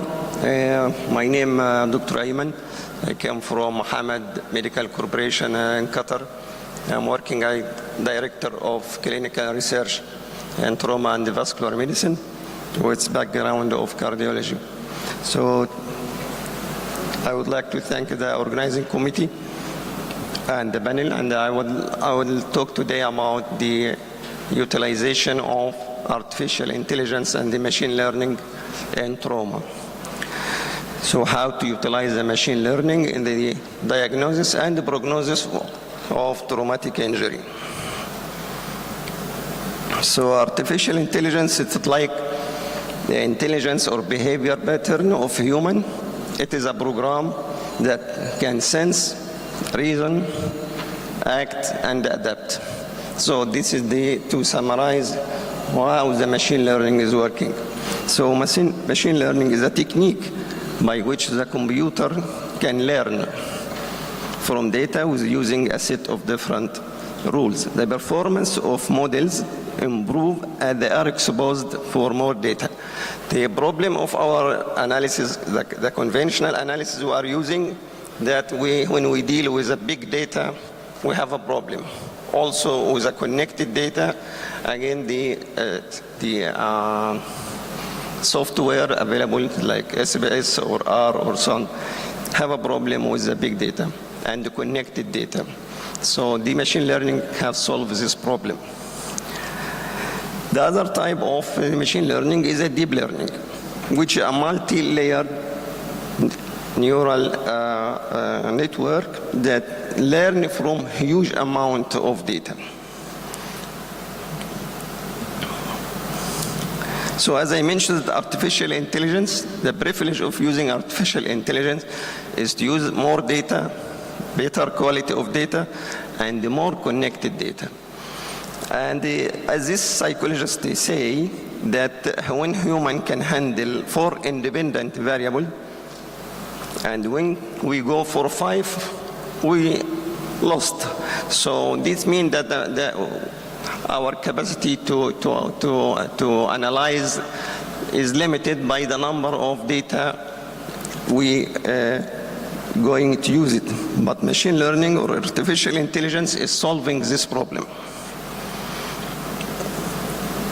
So I'll quickly summarize what is how to start doing the machine learning in our analysis. So first we have the problem selection, then go for the data collection, then we have a model development. Model development we created after collecting the data and specify the inclusion and the exclusion criteria. Then the system will be trained and validate the data you entered and give you a certain model. From this model, you can choose which one is the best to use. The example of using the artificial intelligence is the matching patient condition to appropriate physician and intervention. So it can quickly when you enter the data of the patient, the machine learning can quickly give you what is the best physician or timing or whatever you want. This according to the predefined data you enter to the model. So it can help the physician for patient diagnosis, patient prognosis, organize the images. It is very important, machine learning, when we go for imaging. It helps a lot to let you understand what is the problem or where is the lesion in the imaging. So instantly find the physician, I say, and also it can schedule the appointment with the physician. The assisted doctor for searching which protocol can be applied also. So in our conventional statistical analysis, when we go for the prediction, we use a multivariate analysis and logistic regression. Also, the machine learning can utilize the logistic regression and another model such as decision tree, random forest, and artificial neural network. This will, which model is you can choose, it depends on your aim and the outcome you are looking for. So artificial intelligence in trauma surgery has a plenty of application, and it proves to be efficient. It helps to shift away from the old screening method to start to utilizing a new decision tool. The artificial intelligence application in trauma can start even before the trauma happens. So you can use it in the pre-hospital event. You can start applying the artificial intelligence or machine learning from before the starting of the injury or before arriving to the hospital. Then when the patient arrives to the hospital, it can help you to triage the patient. It will guide you when to send the patient until the rehab, until the post-injury stage. So artificial intelligence can predict the severity of the injury from 0 to 96. So there is a big variation between this 0 to 96, and it is mainly depend on the input, the data you enter, the aim you are looking for, the quality of data. So the accuracy depends on what's the quality of your data. So once injury happens, artificial intelligence helps triage, as I said before, arriving to the hospital, and also to solve the problem with the trauma volume, the high number of patients. So it can predict what the expected volume every day. So you can the machine learning can tell the physician or the administrator how many or expected cases will come tomorrow, for example. So one of the model of artificial intelligence, it's called ANN, the artificial neural network, can predict the ICS, the total number of trauma, the number of penetrating trauma in every day.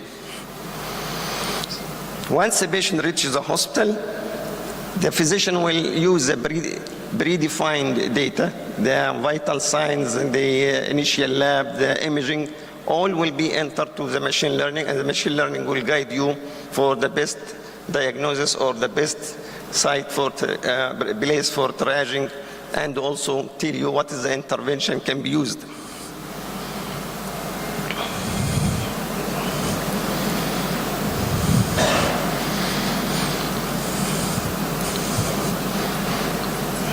So this is a good example of how the artificial intelligence can be used before the accident.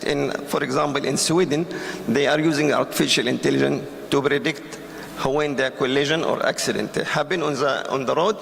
So it can predict tomorrow or next week what expected accident and where and what is the volume of the injury. So again, it assists the ability to perform risk prediction, post-injury as well, and this can be achieved by using easily data. No need to go for complicated data when the patient arrives to the hospital. Just enter the vital signs, as I mentioned this, the imaging, X-ray, CT scan finding, laboratory finding. All this will be entered automatically in the Cerner, for example, and the machine learning will tell you what we can do next step. Also, one of the important things for the machine learning, especially for the junior doctor, he cannot detect unseen injury like cervical injury in patient who's in coma. So with using the model like ANN, it can predict the cervical injury for the patient. It can tell you there is a high probability that this patient has cervical injury. So there is many areas that utilize the artificial intelligence and the machine learning in trauma, for example, in spinal trauma. But until today, it is still in the infancy stage, so it's still a long time to say that machine learning is so safe and so well validated in detecting the spinal injury. This is another example of using the deep learning model to predict a new scoring system.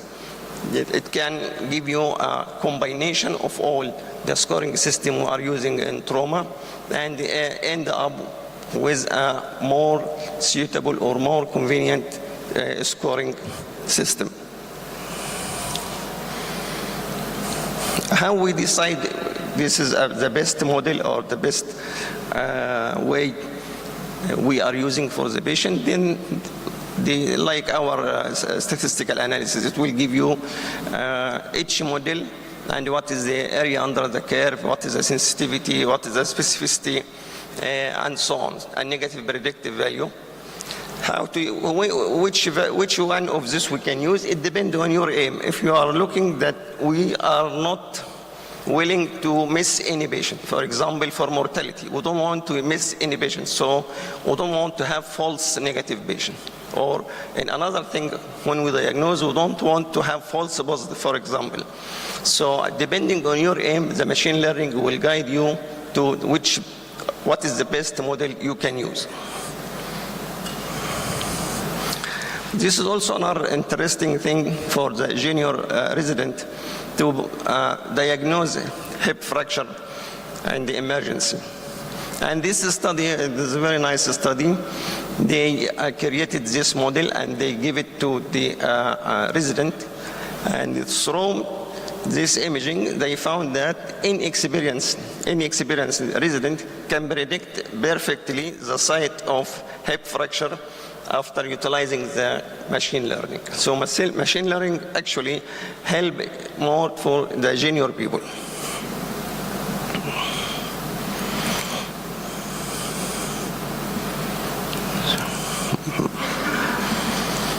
One of the also important utilization of machine learning is the musculoskeletal trauma for ligament injury, for muscle injury.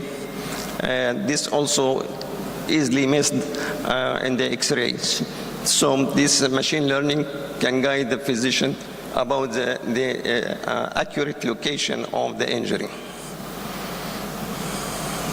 In traumatic brain injury, it is very important because there is a limitation to predict what is going on or what will happen for the patient with brain injury, because a lot of factors will play in the prognosis of brain injury.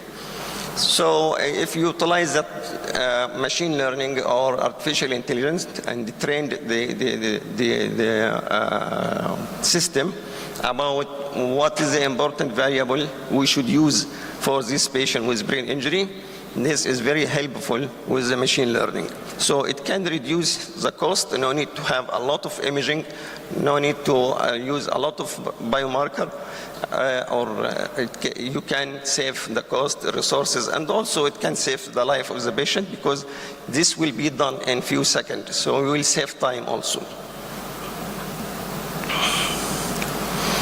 This is a study we have done in Hamad Medical Corporation in Qatar to predict the prolongation of the time the patient spent on the mechanical ventilation. First, we define what we mean by prolonged mechanical ventilation for the patient. Is it 7 days or 10 days or 2 weeks? The machine learning can use all these three and give you the best way to predict this patient will stay longer time on the mechanical ventilation.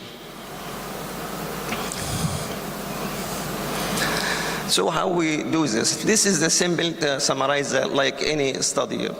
We will start, for example, in Hamad we have a national trauma registry, and from this registry we have the data preparation, clean the data, inclusion criteria, exclusion criteria. Then we'll go for the modeling, which, as I said, there is many type of modeling: logistic regression, ANN, SVM, random forest, and the CS. So you will not bother yourself by knowing all this. The machine learning will automatically give you what is the best model to predict the prognosis or predict the mechanical ventilation stay, but you should enter or feed the computer with the data which you gather it immediately when the patient arrives to the hospital, or even from the ambulance or AMS, they give you some hint like what is expected, is there any cardiac arrest happened during the resuscitation, and so on. All this information automatically on Cerner, connected with the machine learning software, that will end up with very accurate or nearly perfect accuracy of the prediction. Also, it is important thing in machine learning, they give you this as a figure. So you will not be bothered by numbers and so on. I will show you this. This is another example of how we can apply the machine learning. So if you have 1,000 patients, for example, the machine learning will do what is called a training. Use, for example, 30% and 70% versus 30%. This tested and the training. So this information, we should make it easy for any physician or healthcare provider to understand what is the data and what we mean by training and what we mean by testing data and so on.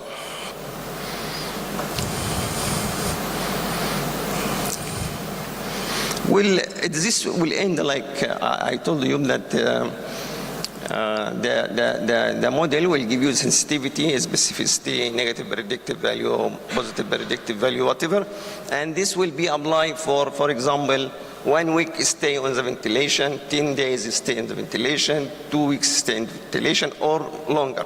So each group of this patient, the machine learning will be trained to give you the best model in each timing. If I want to say who will stay 1 week, then we summarize you what is the area under the curve, what is the sensitivity of this variable, and also give you how to predict the 10 days, how to predict the 2 weeks. Why we should know this? Because this is important to remove the ventilation early as possible. As you know, it can cause infection, VAP, for example. Also to know when the patient have tracheostomy. This is also very important to relieve some stress from the ventilated patient.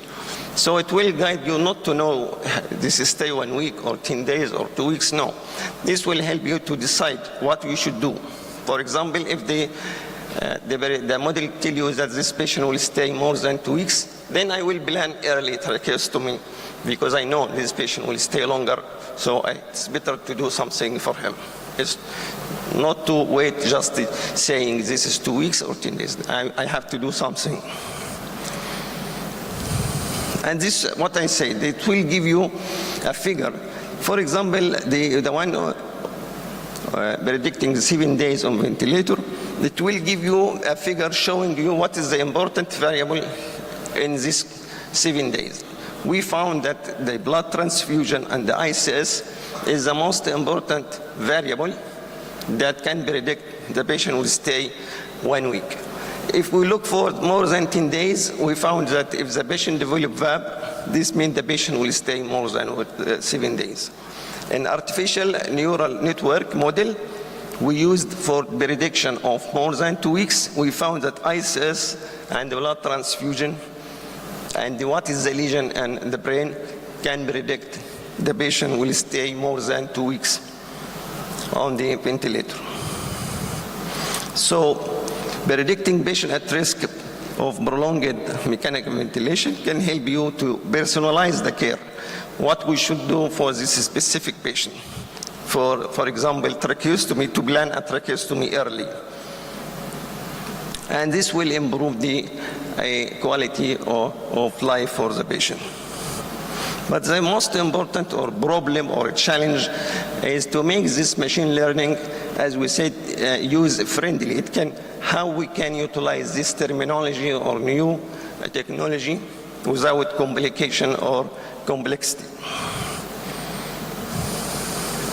This is also another study we've done in our hospital to predict the mortality on those who are on ventilation.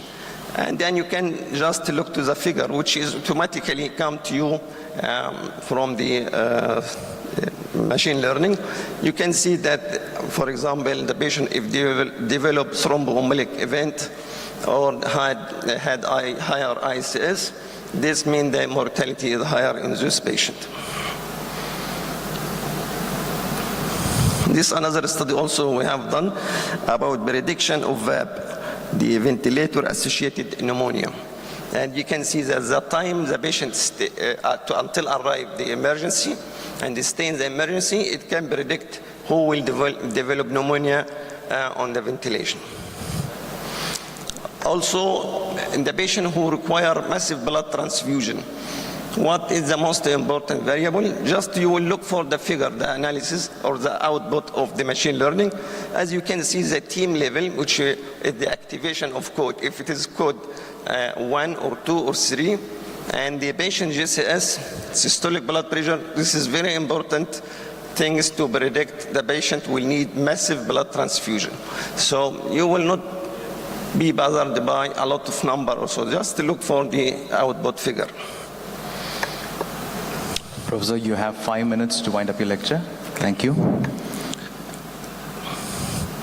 So at the conclusion that as I said, the machine learning is very important in the diagnosis and the prognosis of trauma, but the challenge that how we can use it friendly without a complicated what's called terminology or sophisticated tools. So it will save the time and the cost and the life. Well, thank you very much.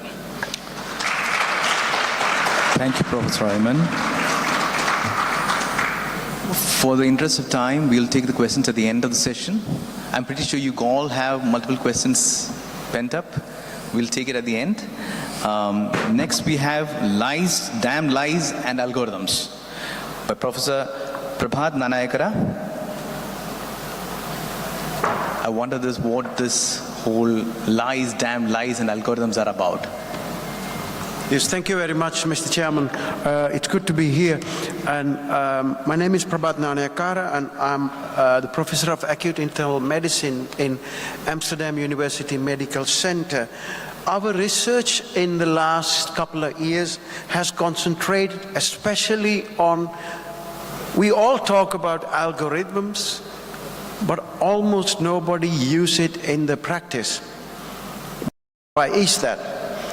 If you look at, this is my alter ego, you know, this is my alter ego. I'm a musician and singer and songwriter. My songs are there in Spotify. I get mails all the time from American companies. We have run through your songs through an algorithm. They have potential, so can we help you promote them? Everybody's used artificial intelligence, except in medicine. These are our publications from last 3 years, where we worked with a guy called Ketan Peranape, who was a PhD student, who did a PhD with us. And we just talked to people, we did research, we went through lots of protocols to see why don't we use these AI interventions more often? And do we not trust them? Or are we so conventional that we don't want to use them? Because you know that doctors are conventional, arrogant, and also very sure of what they do is the best thing for the patient. And our journey in artificial intelligence started a long time ago.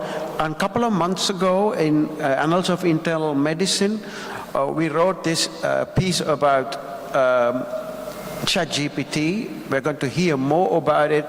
And what we did was we took a abstract from ChatGPT, from Annals of Internal Medicine, put it through ChatGPT, and asked people which is which. Which one is ChatGPT? Which one is from real Annals article? And most of them got it wrong. So you see, that artificial intelligence is going to be used, especially by students, pretty often. And most of the letters you get for interviews are already written on ChatGPT. Our journey started here. People who followed my talk yesterday would know this is fantasy trial where we gave antibiotics in the ambulances to patients with suspected sepsis after randomizing them in the ambulances to receive antibiotics in the ambulance or at the ED. The study was published in Lancet and led to lots of discussion among sepsis gurus here about this. But I just want to, sometimes it can take you to places you never expected to land. About 3 weeks after publishing the study, Grey's Anatomy, American soap series, talked about our study. So I just wanted to show it to you. Can we have some volume, please?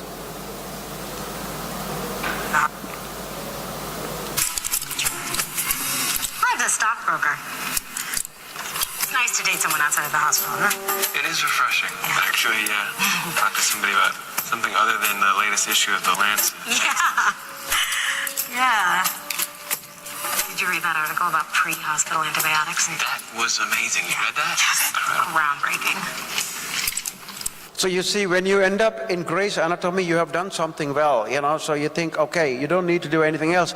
But what we saw in our patient population was we had a negative results. There was no difference in the two groups, but we could see that young patients probably, if we had more young patients, would have given us a positive result. I mean, every result is positive, but effective results.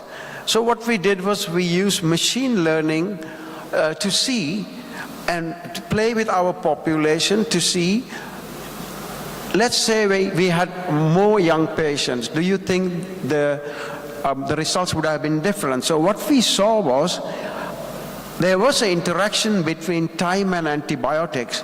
After a certain age, you could give antibiotics, especially to elderly. Nothing happened. Their mortality did not change much. While in young people, giving antibiotics as soon as possible when patient comes through the ambulance was really effective. And this is a way machine learning can be used already in the data sets to predict outcomes. We did a study a long time ago about blood cultures. And what we saw, you all know that we do lots of blood cultures.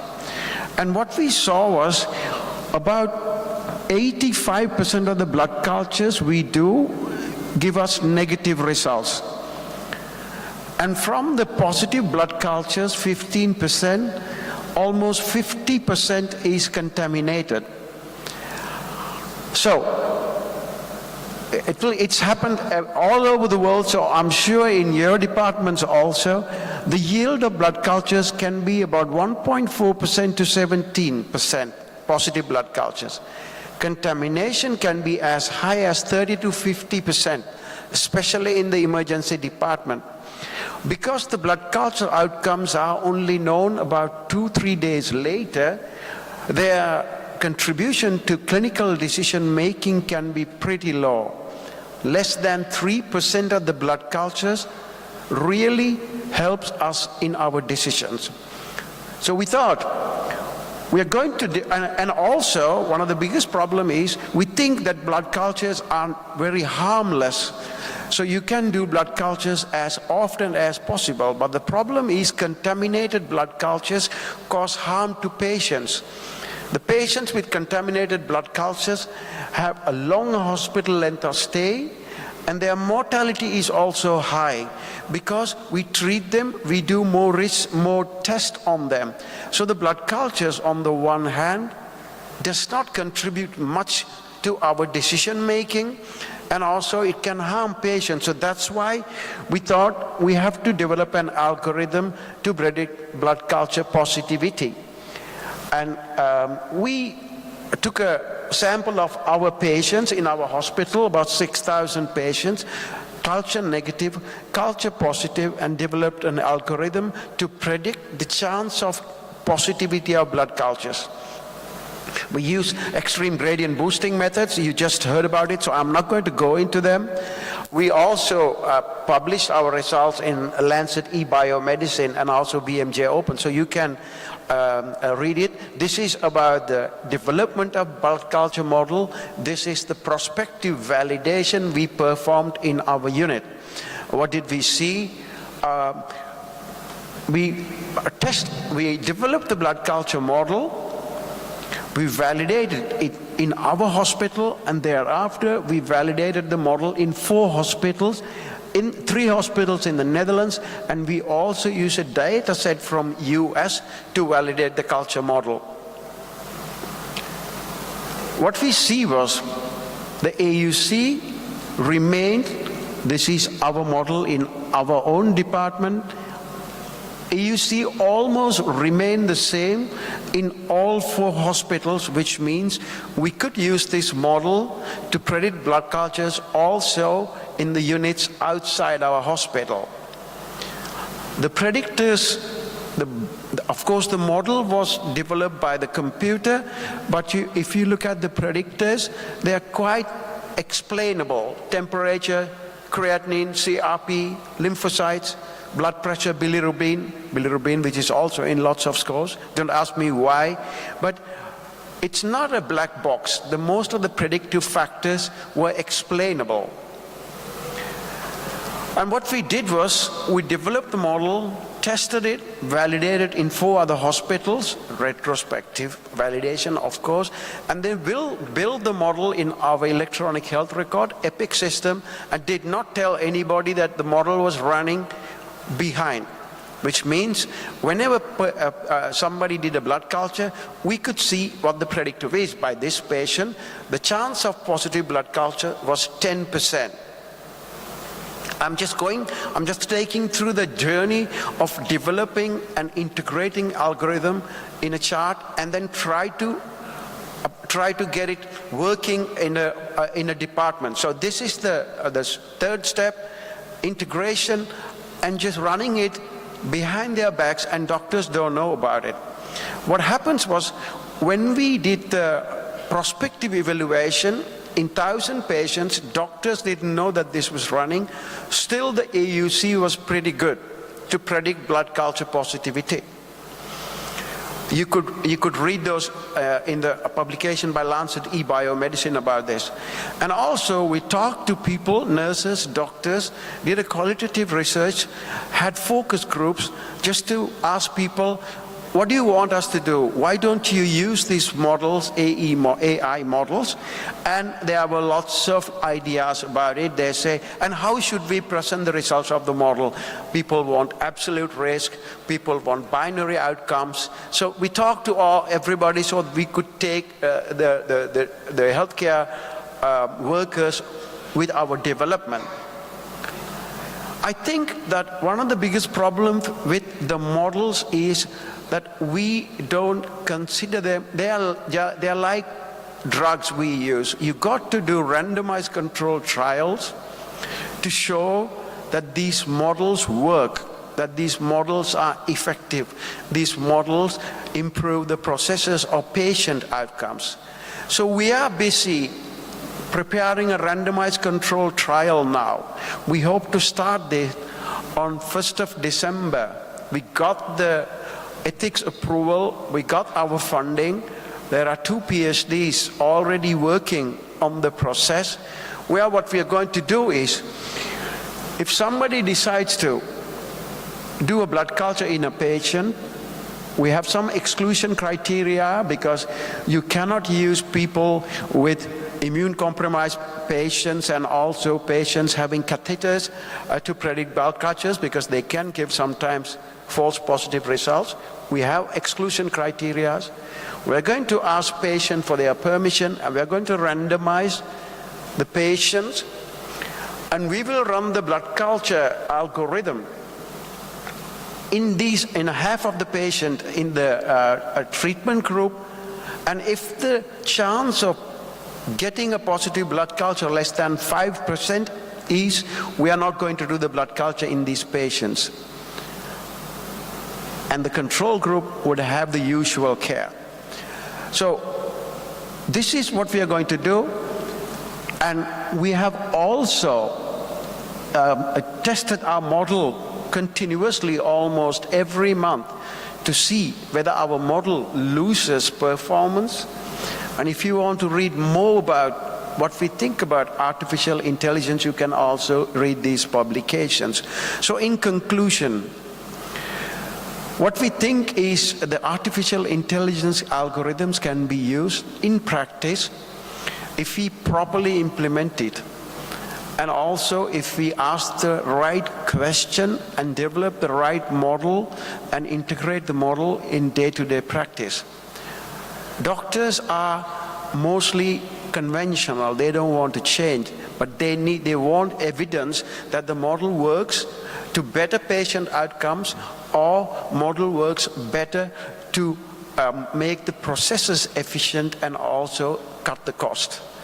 And that's the way to go, I think. And these are our team. Lots of people have been working on it, and we are expanding the team. This is my story. So if you want have any questions, we can have a discussion about it at the end. Thank you very much.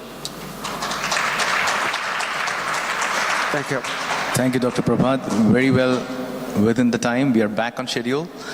And next, we'll have Dr. Ibrahim.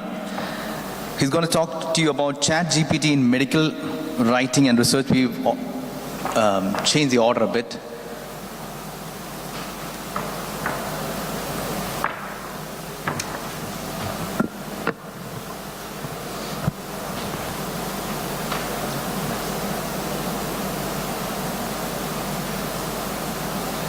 Next stop.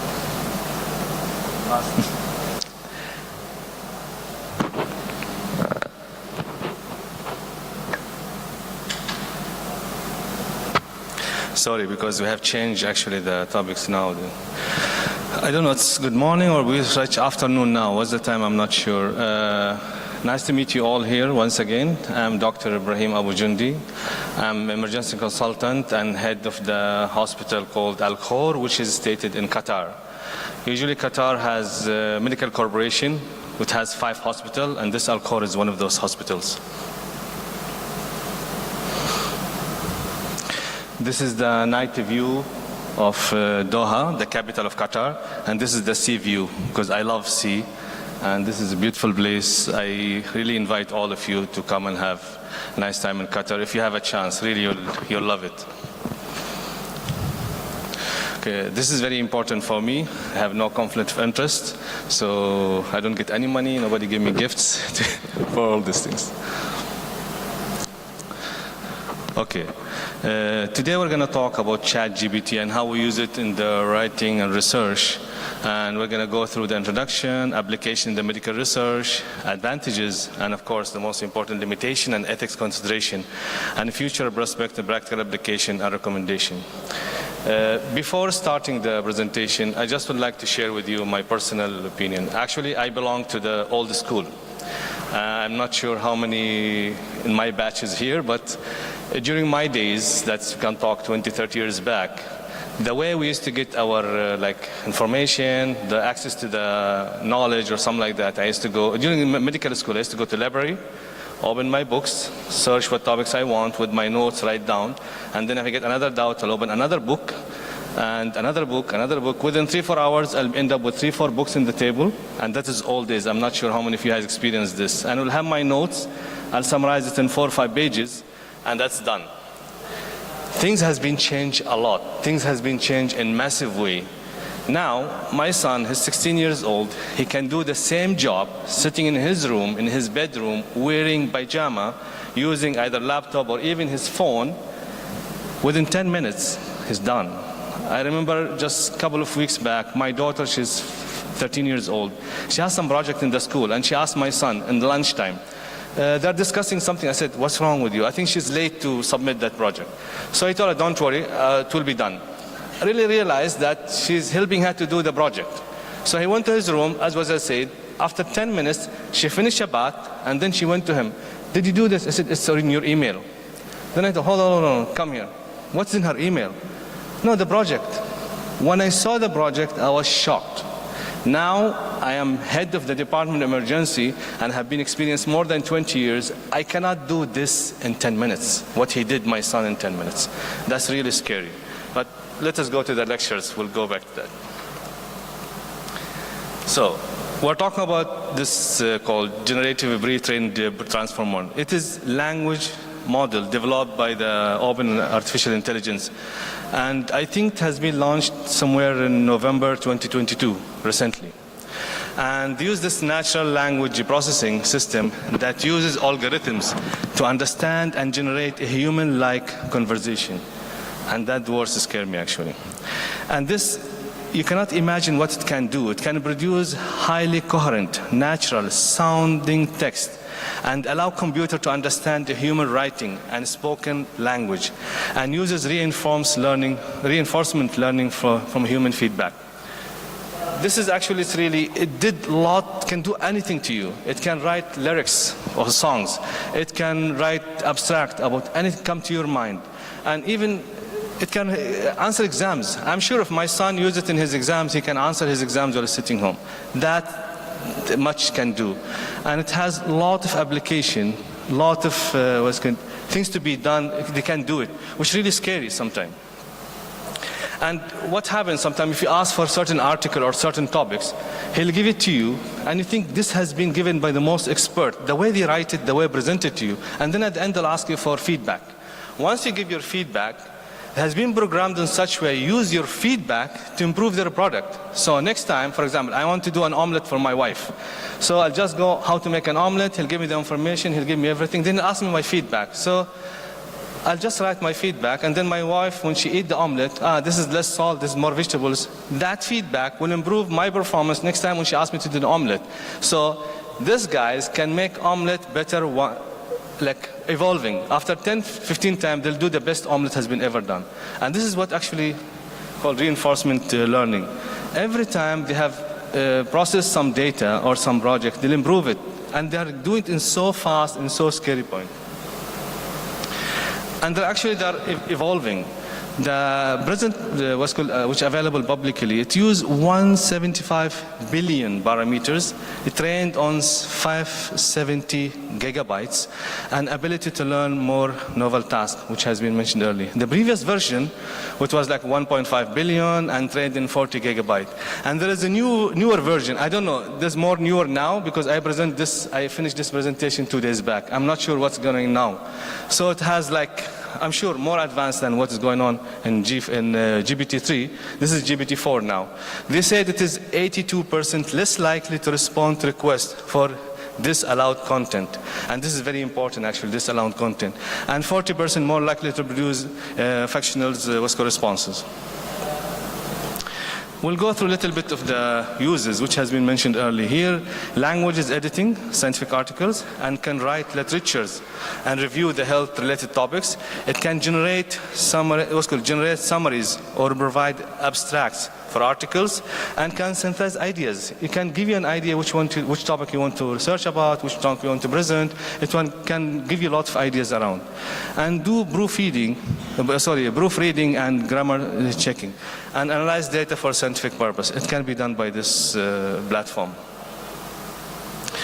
And some of the advantage, it can summarize papers, sometimes can generate plagiarism-free text, which is very important, and has consistency and accuracy in the language, and simplify complex medical information and help in learning unfamiliar topics.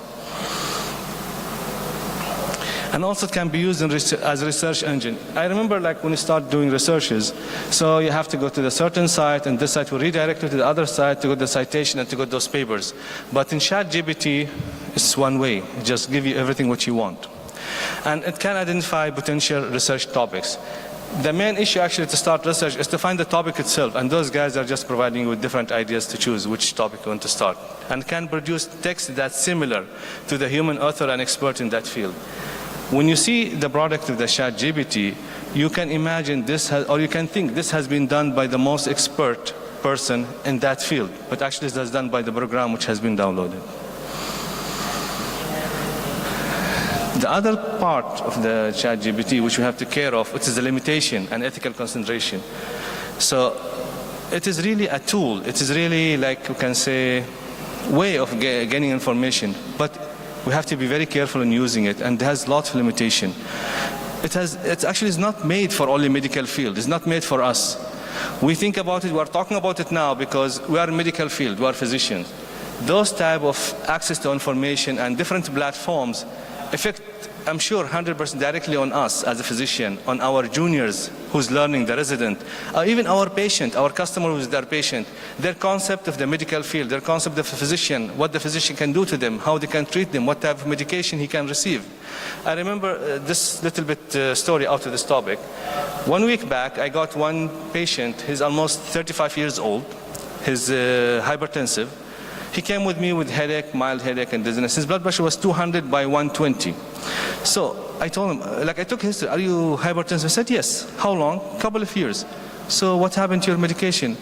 I said, yeah, I'm using medication. Who did describe it to you? Who's your primary physician? He told me he did not see his physician for 1 year. Why? He's not happy with the physician medication, so he started Googling or searching those platforms. He changed his medication 3 times within 1 year.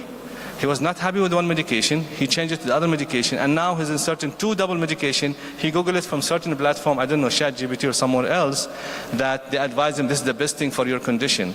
And doesn't work. His blood pressure is 200 by 120. Then I told him, those things you cannot Google it in the online. The online doesn't know that, for example, you are diabetic hypertensive, your family has high risk of cardiac workup, you are fat, you're obese, you are thin. It doesn't know what's your, your blood works and all. You just cannot Google your medication. He said, doctor, it's not only me, everybody's doing the same.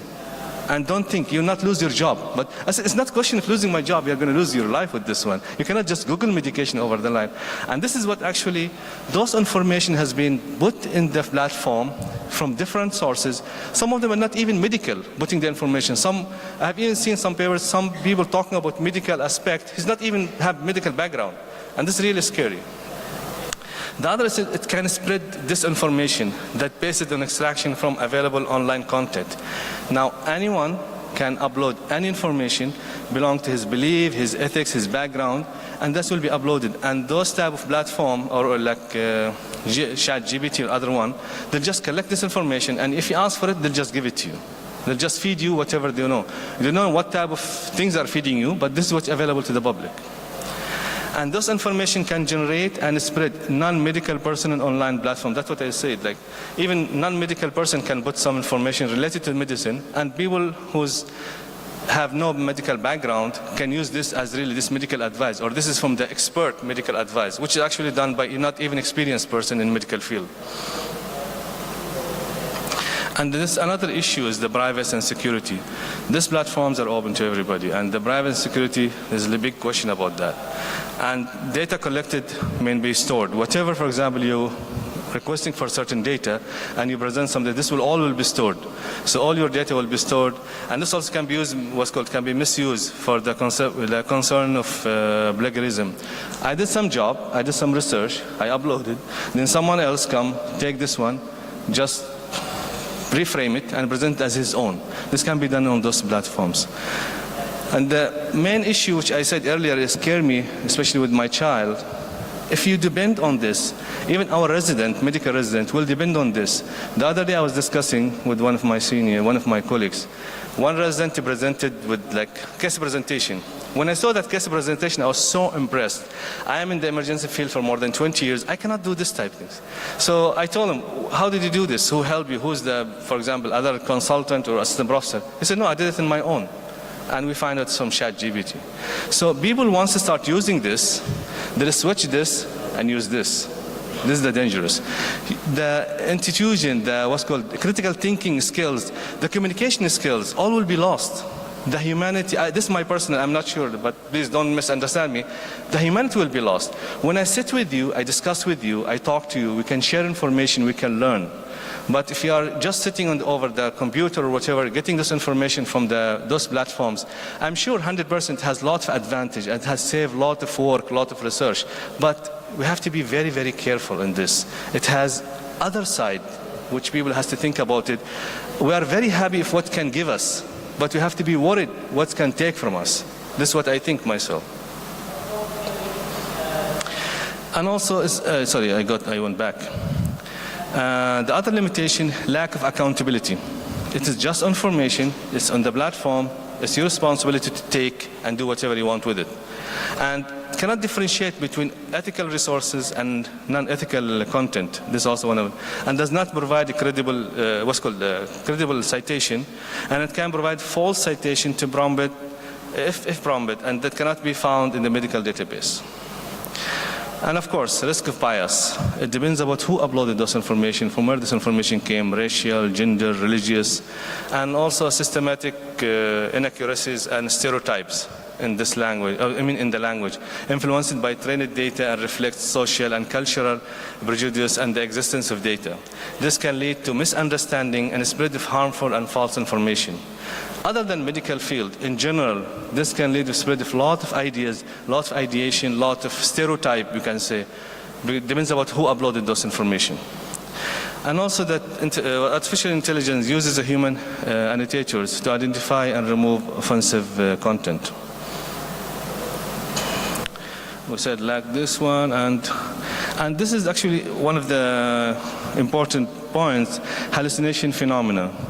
So when using ChatGPT, it will make you convinced that this, for example, product, it is very good, it's the best product you can buy, because they depend their data on the statistics, but not about really the quality. So I can say, okay, I want to buy this car is very nice, nice color, nice engine, nice, but actually, the share, and I want to buy share in that company, but actually the market price of that share is very low. But because the data or lot of feedback that this car is nice, the color is nice, variable color, nice, comfortable, that will give you the false information that this car is good. You have to gain, for example, share in that companies and those type of examples. This is one of the big questions now is asking, since we're using ChatGPT in the research and in writing, can we use it as co-author? This question has been different answer, different opinion, and I'm not sure the right answer for that, but some people say it like it doesn't even make sense.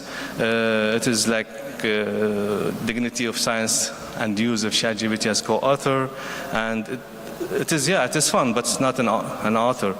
And many scientists disagree with this. But let us see why and how. ChatGPT cannot take responsibility for the content and the integrity of the scientific papers. If you are presenting the paper, they're just providing the information. They're not responsible for what information has given to you, or what is the accuracy or the authenticity or the what you call the correct information has been given or correct data, and cannot give consent to the term use and distribution of the right. And this issue really needs to be discussed and considered. Meanwhile, as we said earlier, we have to use this tool, or we have to use it as a tool or resource in research process rather than listed as an co-author or author. In the future prospect and practical application, it needs really appropriate protocol and clear guidelines regarding the extent to use and mitigate the risk associated with ChatGPT. I don't want to say risk, but concern.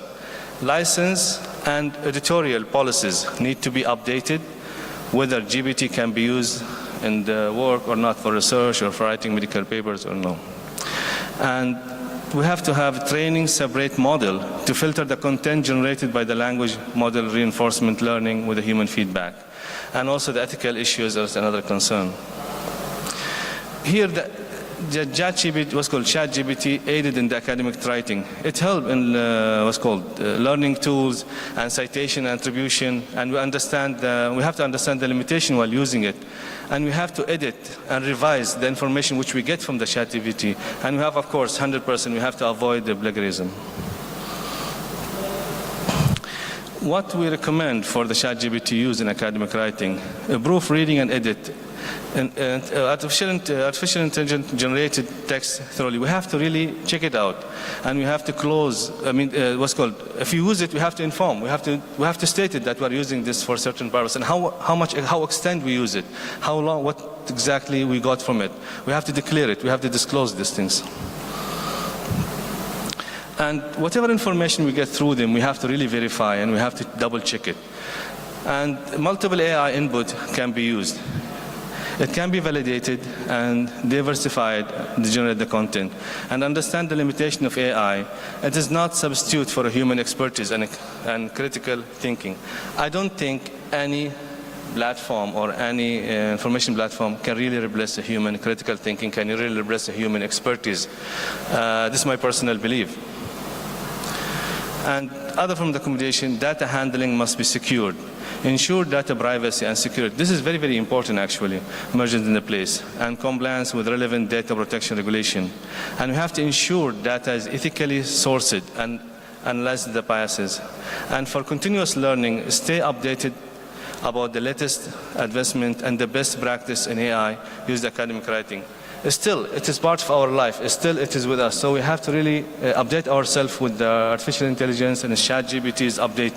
Of course, we're not ignoring it or sub-using it. It is a very useful tool, really very, very helpful tool to be used. And it should be used as adjunct rather than private sources, primary source for the writing process, and always use de-identified patient data to protect the privacy.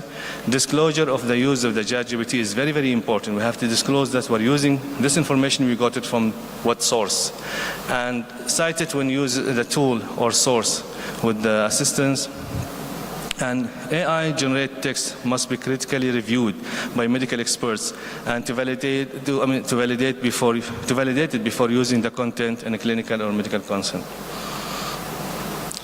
I'm sure you have lots of questions. Me too, I have lots of questions because this topic is really a very interesting topic since it has a lot of divergence and a lot of different ideas. So we'll keep the questions at the end after the last lectures. And this is part of some of the reference. And this is me if I'm not in emergency doing resuscitation. I love sea, I love to be in the beach. That's why I got you the picture of that. Thank you so much.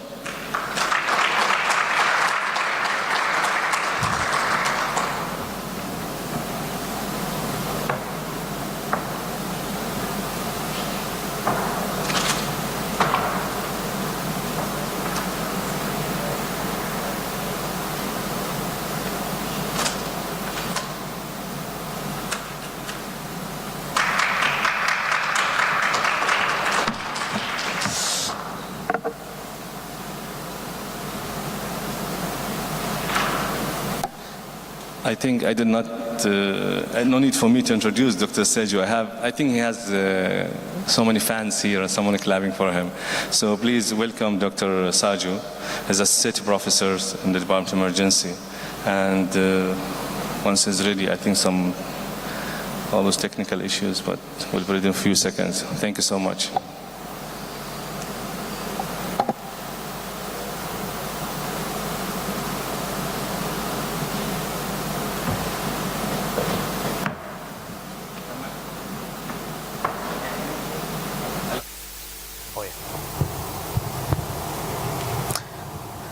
Marhaba. Hi everyone. I'm Siju. Without much ado, let me just go straight to my topic. Now, how many students in here? Residents? Medical students? Undergrads? Oh yeah. Quite a fair number. I'm going to actually see, when the topic was initially allotted, I was under the impression I was going to talk more about ChatGPT. But the moment I gave this lecture as a topic, I knew I was in trouble because the moment I gave this, that was maybe a couple of months back, 3 months back, everything has drastically changed. And now I'm actually modifying it every day, including yesterday evening.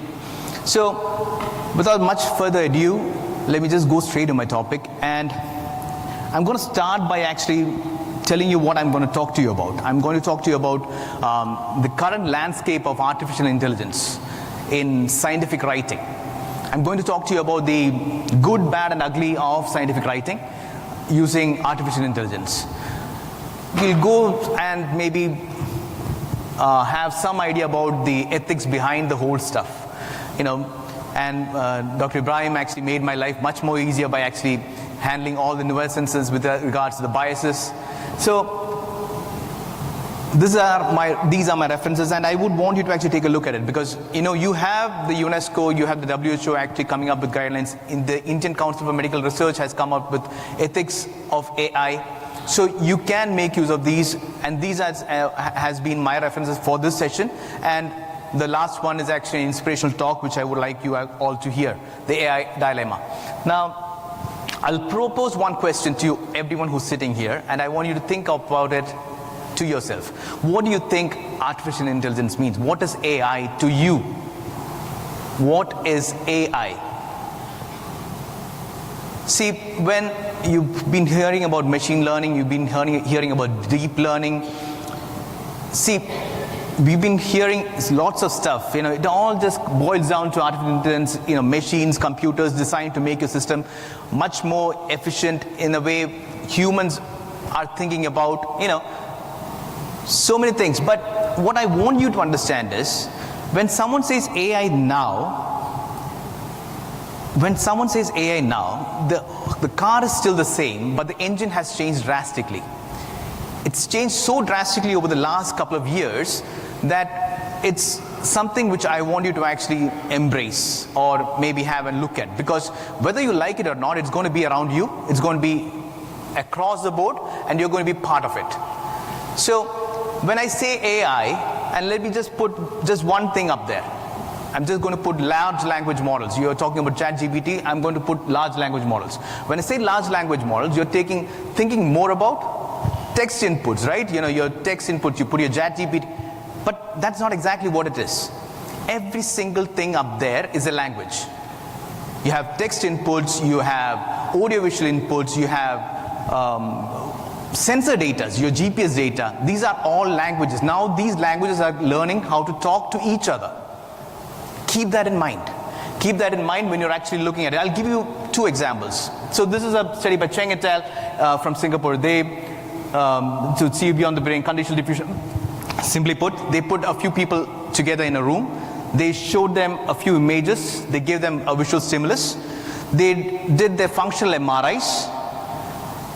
And the functional MRI was given to an artificial intelligence model, and the artificial intelligence models reconstructed what the functional MRI was looking at. Can you see that? It's quite similar to what they were looking at. If you match it out, I'll give you another example. So this was in 2023 published in Nature Neurosciences. I couldn't get the video from their abstract, but look at the video. So they showed this video to a few people sitting in a room. They did their functional MRIs.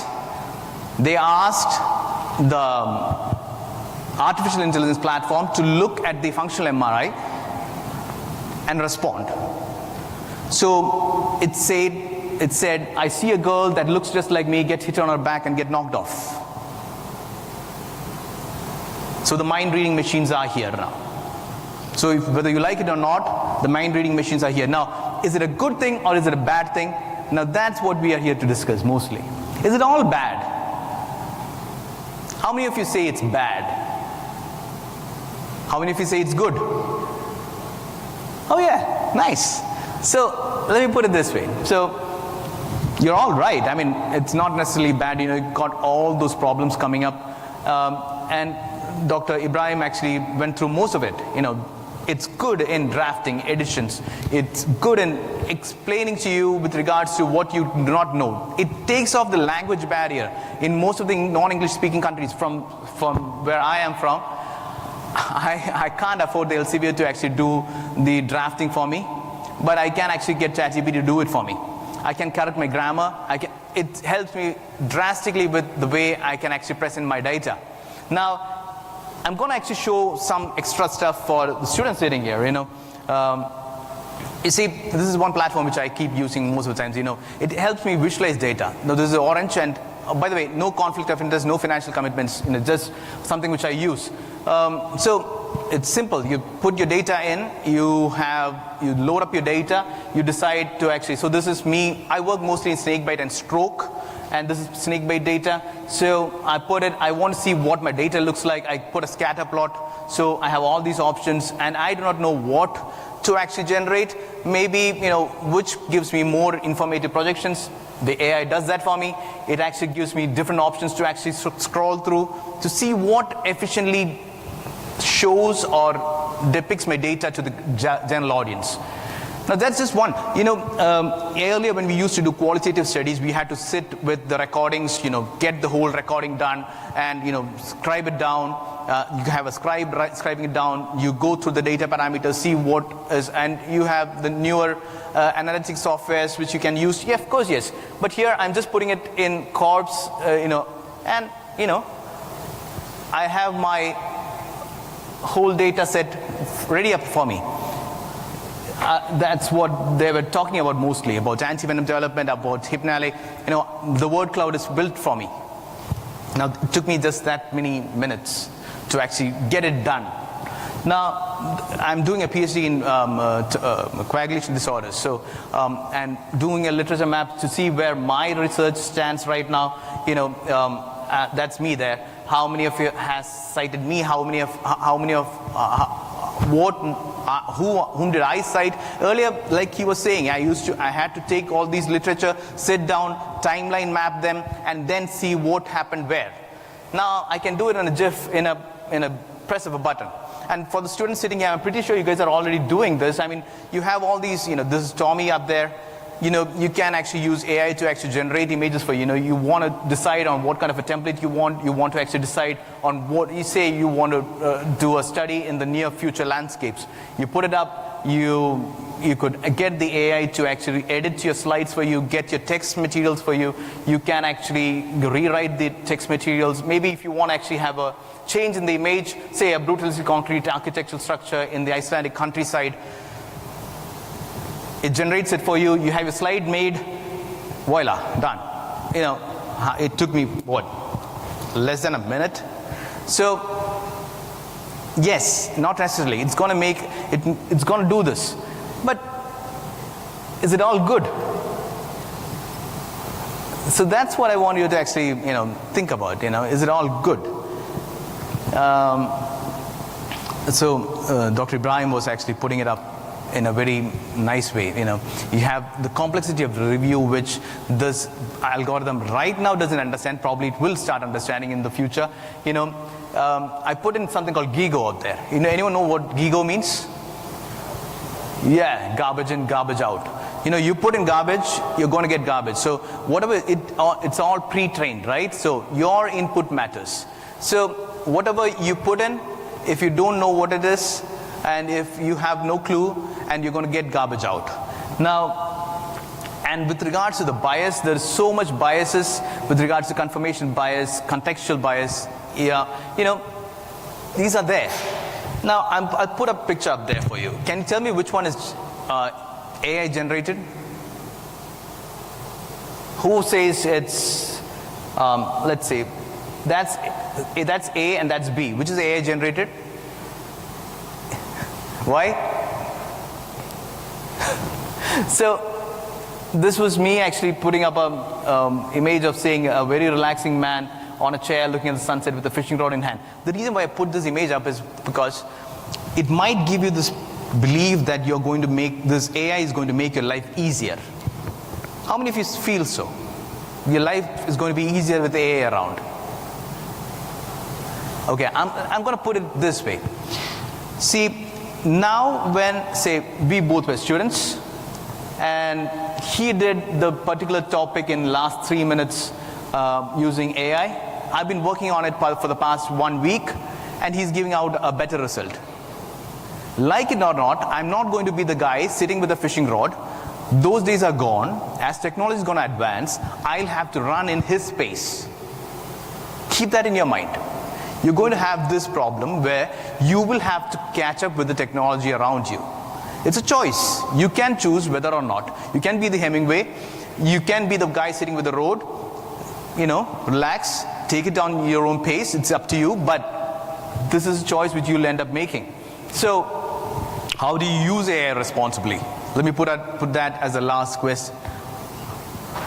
See, this is one thing which I loved, with all new tech around you, all new tech which is coming around you, there's going to be new responsibilities. When the best example which I heard was, the camera phones, data privacy issues, all this came across when you started having small microchipped camera phones around you.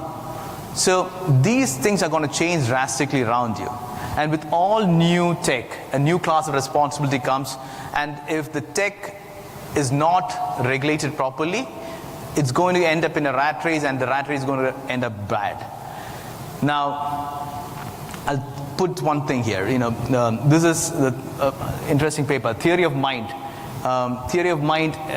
This is by Kosinski. It's in the preprint format. So, if you look at it, you can see. What theory of mind is? Theory of mind is what you and I have. The human way of thinking, and able to put, say, unobservable mental states in, spontaneously emerge, but it has seemed to have spontaneously emerged in these large language models. If you put, so ChatGPT was given, ChatGPT performed the best of the lot, and you can see that particular theory of mind has changed over the last, and the time frame, just take a look at the time frame. 2018, 20, nothing happened. 22, 22, 22, 23, March, it was a 3-year-old child, and June of 23, it's a 7-year-old child. So keep that in mind, and it's your responsibility, and you need to know how to use it responsibly. Critical oversight, human oversight. I've just broken it down to 4 different things. 1, critical oversight. 2, transparent reporting. Now, 3, ethical data usage, and to be aware about what's happening. Now, I'll tell you why I put it into 4 different things. The critical oversight is quite important in the sense, human oversight over this media. I'm thinking about Terminator right now, but I'm pretty sure you need that critical oversight. The second part about ethical transparent reporting, everyone's talking about it right now, so I'm pretty sure it's going to come, and it's already there. Elsevier has its own guidelines, Springer has one, so right now you have to actually, people are thinking about it, so it's going to come up in a more robust way, and we are learning as we go. Now,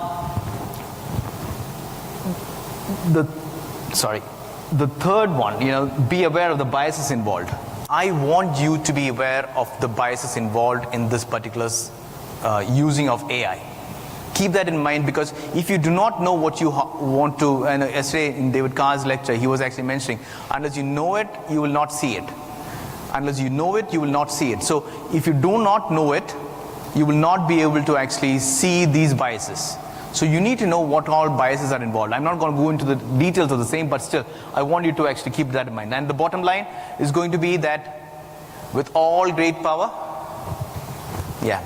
so use it responsibly.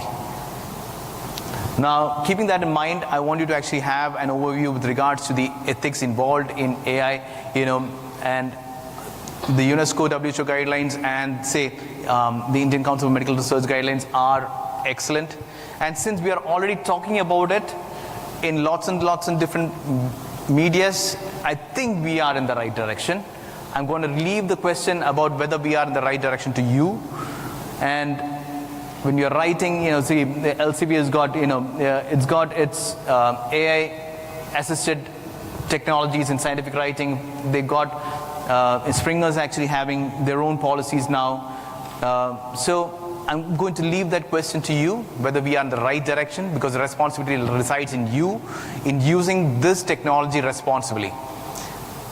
With that, that's the last image which I want to show you. This was actually created using DALL-E, Race of Man Against Robot to the Finish Line, as an oil painting with an exploding nebula. Thank you so much for listening. We will have time for questions. Do we have time for questions? Thank you so much. Yeah, I think we can have some comments. Thank you.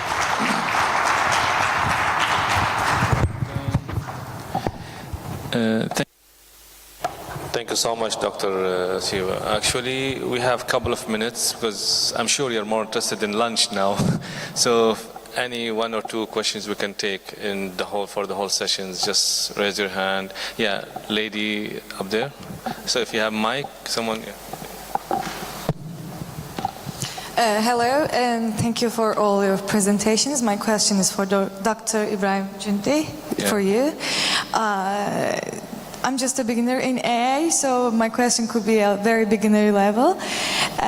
You have mentioned that ChatGPT is fed by so many sources. Do you think it's possible, or maybe it's done already, I'm not sure. Do you think it's possible to develop an app that we can use as doctors to upload all the medical papers that have written by us and use it to reply our questions in that regard? Thank you. Yeah. Just to confirm, your question is if there is any platform or app can be developed to... Actually, I don't know if it's developed already, or do you think ChatGPT is good for that use? To be honest with you, and I'm sure there's no right answer for this because it still is under development, and one of the recommendations which I mentioned in my talks, really it's a tool. It's very, very useful tool. It's very, very important tool which has been developed very fast and help in different aspects really, and it help different professions, especially in the medical field. It is very, very good help, but at the same time it is very, very important to know how to use it, when to use it, how extend to use it. Like for example, I'll just give very, very simple example. The butter knife or the knife, it is a tool, has been for many years. If I give it to my wife, she can cut apple and make nice fruit salad. If I give it to my 2-year-old child, he can cut his hand. So if this tool has been given to an experienced person, a resident R1 or R2 just starting his life, using this, depending on this, he will lose a lot of things. Confident, communication skills, critical thinking. Yeah, he will get good outcome because not he's the one did the job, someone else did it for him, and he'll be appreciated and all this. But he will lose the learning. He will lose, the intuitions is what comes from you doing the job, doing learning, doing the research, and getting at the end of it, getting the result. And that, believe me, psychologically, you'll feel more proud of yourself when you did hard work and you get the end product successful. Other the person who's sitting 5 minutes, 10 minutes and get amazing outcome, but he did nothing, someone else did it for him. It is actually a very controversial discussion about this. And to be honest with you, I'm not an expert, an emergency physician. Give me a patient I can handle, critical patient. I'm in emergency for the last 30 years, 25 years. But this is new for all of us. I'm sure when the Dr. Sivas asked who is happy, it is good for us, I saw the hands of all the new generation who raised their hand. Maybe I'm eldest among you, but the other little bit elder generation, they kept their hand down. The younger generation are very happy. It is like bright, it's like stars, but it has a risk. It has other side which you have to take care of it. I'm not sure if I answered your question, but I think there's a, thank you so much. Any more question or a query? You could mention whom to the question is and ask your question, sir. Hello, my question is for Dr. Shiju. I'm Zishan, I'm one of an A&E doctors from Royal Free London.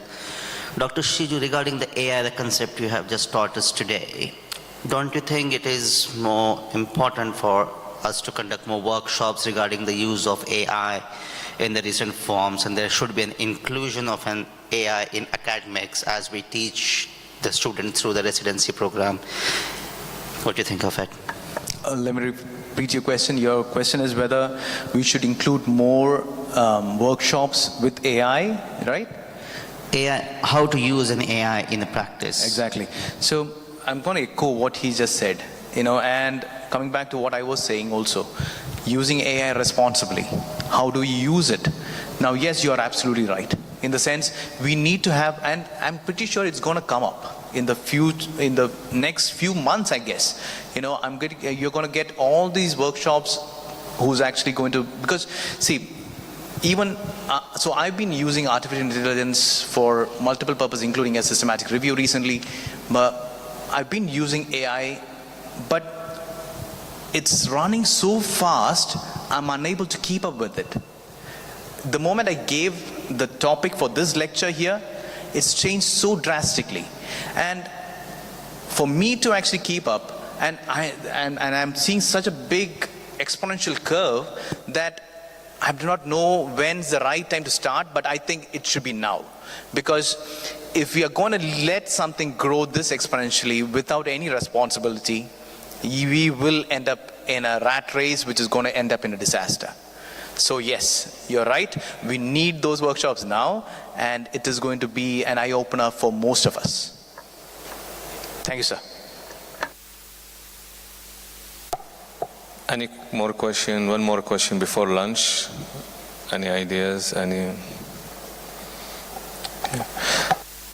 Thank you so much. I think we'll wrap this one, and please, I hope you'll have a nice, tasty lunch. Thank you a lot. Thank you. Thank you all.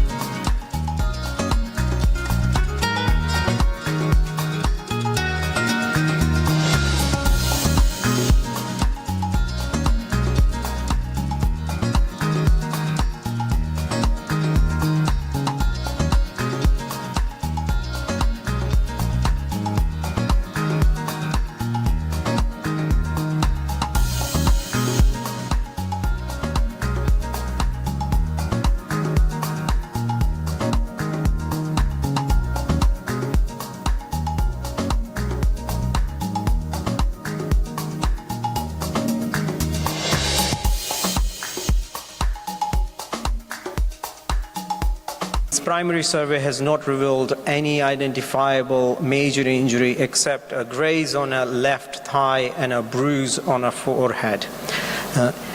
He claims that there has been no loss of consciousness at any point. His vital signs are normal. His clinical examination reveals no other abnormal findings except the graze on the left thigh and the bruise on the forehead.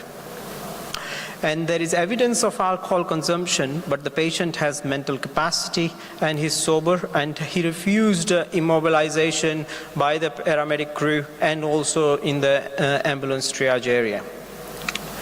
So here we are with a patient with a low-risk road traffic accident trauma, which is essentially a pedestrian versus car, where it is claimed that he has clipped the car and has fallen down onto the curb.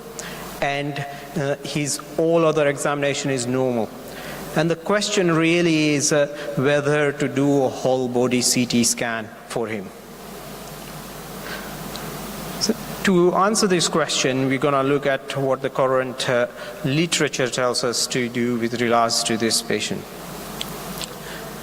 So in UK, we follow the NICE guidance, which is National Institute of Health and Care Excellence, which is an excellent body for us because it has a regularly update on various conditions, and it will have already reviewed the literature and provided guidelines for most conditions.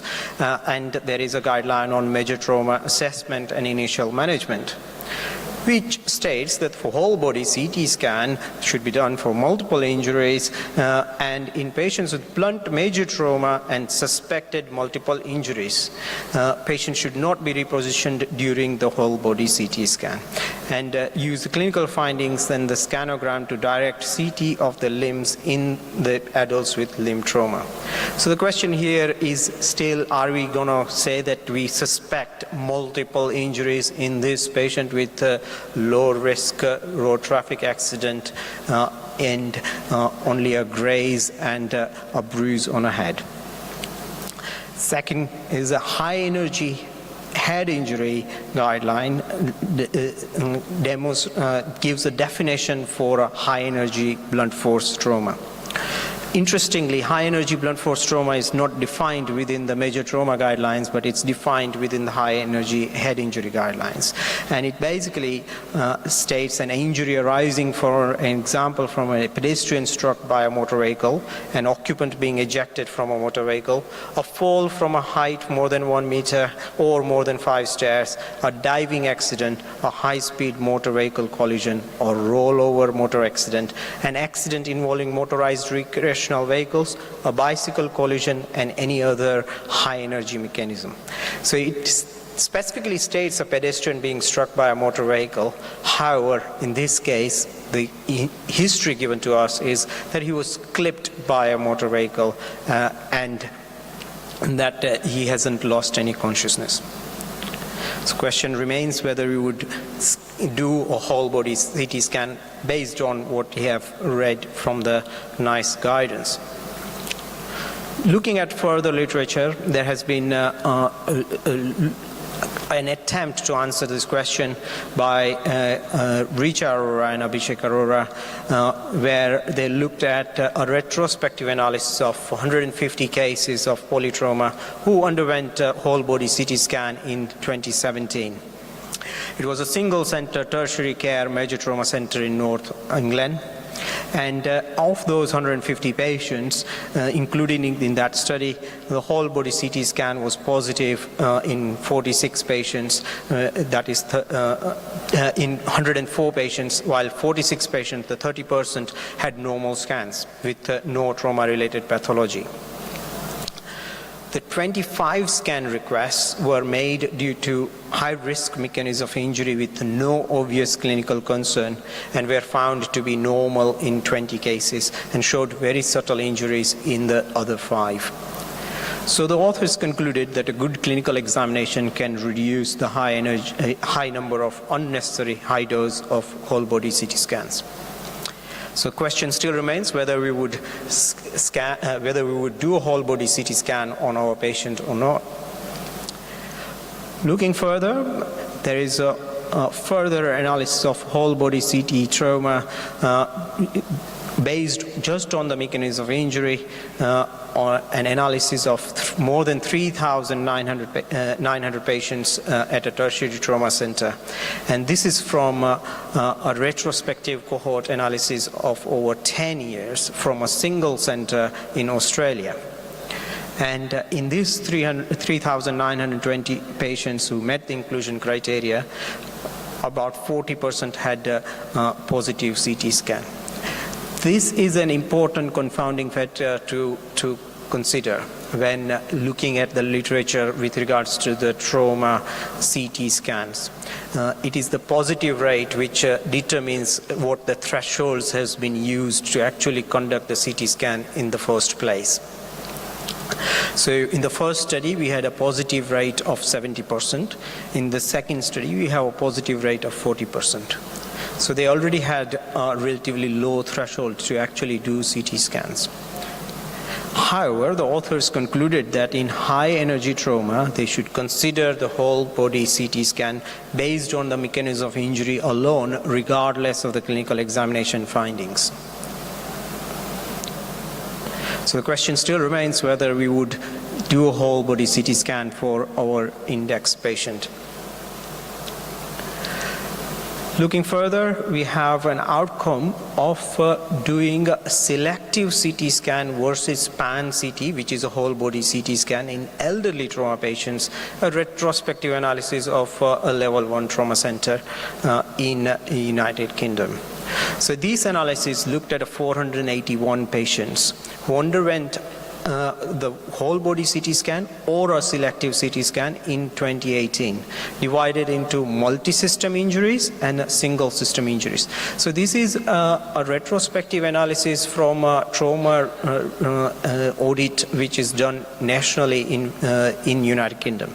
So what they did was they looked at a whole 1 year's worth of patients, and they classified into multi-system injuries and single system injuries, and then they looked at how many of those patients had a whole body CT scan and how many of them had a selective CT scan. The whole body CT scan defined as pan-CT in this study. So it was a single center, tertiary care major trauma center in England. And interestingly, what they found that within the single system injuries, when comparing the pan-CT with the single system CT, there was no change in the mortality. However, there was a significant change in the length of stay between the two groups. The ones who underwent a single system CT, there was a significant number of patients who had longer length of stay. So the question still remains whether to do a whole body CT scan or not for our index patient. So our own experience at North Manchester, a colleague of mine reviewed retrospectively the presence of injury in elderly patients who had undergone a whole body trauma CT. 66 elderly patients underwent a whole body CT scan over a 12-month period, and of which 39%, again comparable to the Australian study, had injuries identified on the CT scan. 86% were due to ground level falls. The remaining cases were due to falling down the steps or a low-speed road traffic accident, similar to what we have. So the question still remains whether to do a whole body CT scan in our patient or not. At this stage, I would want to take a view from our audience. How many of you would want to do a whole body CT scan on this index patient? Please raise your hands. So we have 2, 3, 4. So we have got about 5 people in the room who would want to do a whole body CT scan on this patient. So indeed, this patient actually underwent a whole body CT scan, and we found that he had 3 rib fractures, a small pneumothorax in the chest, and 2 stable fractures in his lumbar vertebrae in abdomen. His head CT scan was normal, as was his x-rays of his thigh, where the superficial injuries were there. So the patient was admitted to the trauma ward in a major trauma center after being transferred there, and was discharged 48 hours later without any procedural intervention, with rehabilitation and physiotherapy follow-up. So he was treated conservatively with no further intervention into his care. So conclusions: history matters. What we thought initially when we started, that he was clipped by a car, i.e. on the side of the car that he was hit and he's fallen down. In reality, he was hit in the front of the car from what we see from the injuries, and he has hit his head on the bonnet, and then he's fallen down on the ground. And these things matter. The exact mechanism of injury matters in trauma. At this stage, I would want to remind you of another case where a 12-year-old presented to an emergency department with a history of falling from a trampoline. Now, history was documented at triage, fall from a trampoline. She has walked in, she was examined, and she was then discharged. In reality, the child had actually had a fall after jumping on the trampoline into the air and then landing onto the ground. So rather than a fall from just a 2 foot high from a trampoline, it was actually a fall from more than the child's height after going up in the air from the trampoline and then landing onto the ground. And unfortunately, the child was then later diagnosed with lumbovertebral fractures, which were unstable and led to a spinal cord injury with paraplegia. So mechanism of injury in trauma matters, particularly in terms of the history taking. And when in doubt, consider the whole body CT scan. So mechanism of injury should be elicited diligently in hemodynamically stable patients with no identifiable body injury.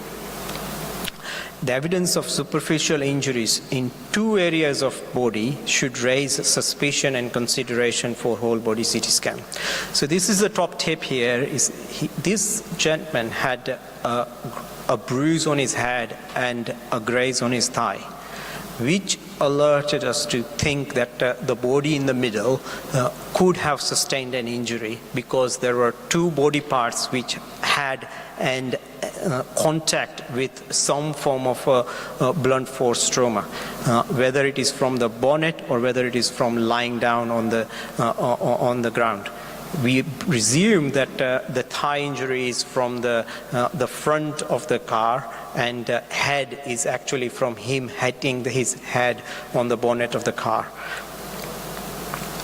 In settings with adequate resources, the whole body CT scan should be considered irrespective of the examination findings in high energy blunt force trauma as defined by NICE, which includes pedestrian versus car accident of any speed in any setting with any history. If the car has hit a pedestrian, they should get a whole body CT scan irrespective of the examination findings. And in elderly patients with a fall from standing height, because in elderly patients, fall from standing height generates enough energy for sustaining significant injury. However, in the settings where there are not adequate resources, then there could be a consideration for admission and a decision about the CT scan next day, because as we identified from the last study, the actual difference between a pan CT and a selective CT is very much dependent on the length of stay rather than the mortality effect, especially in the hemodynamically stable settings.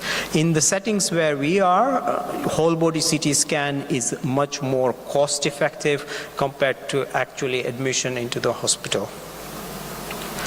These are the references which I have quoted during the talk. I'll take any questions if you have.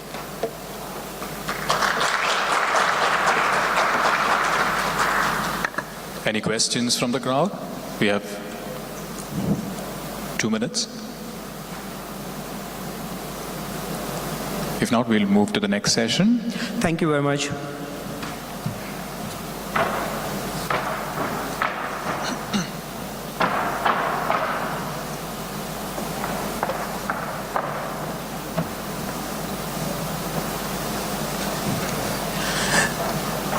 So I'm also moderating this session, and I would like to introduce the next speaker, Dr. Vimal Pillai. He is Professor of Emergency Medicine at Kasturba Medical College in India, and his skills include the coordinator for the Medical Simulation Center at Kasturba Medical College as well, and he's also a governing council member of Academic College of Emergency Experts in India.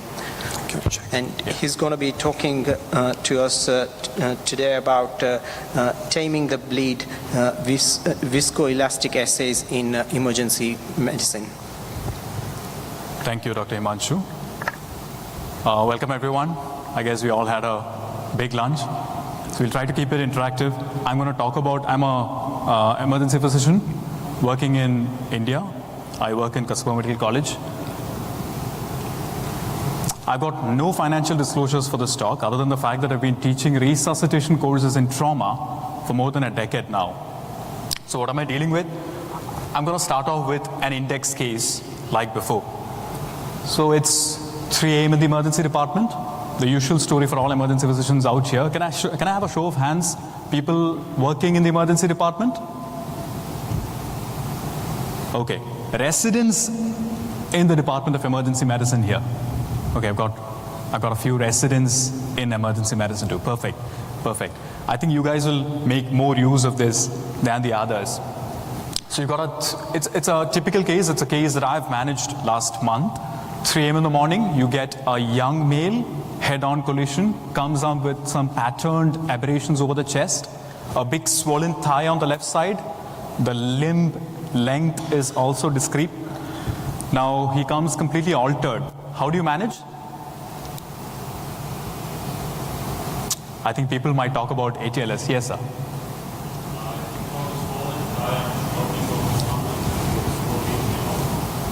Perfect.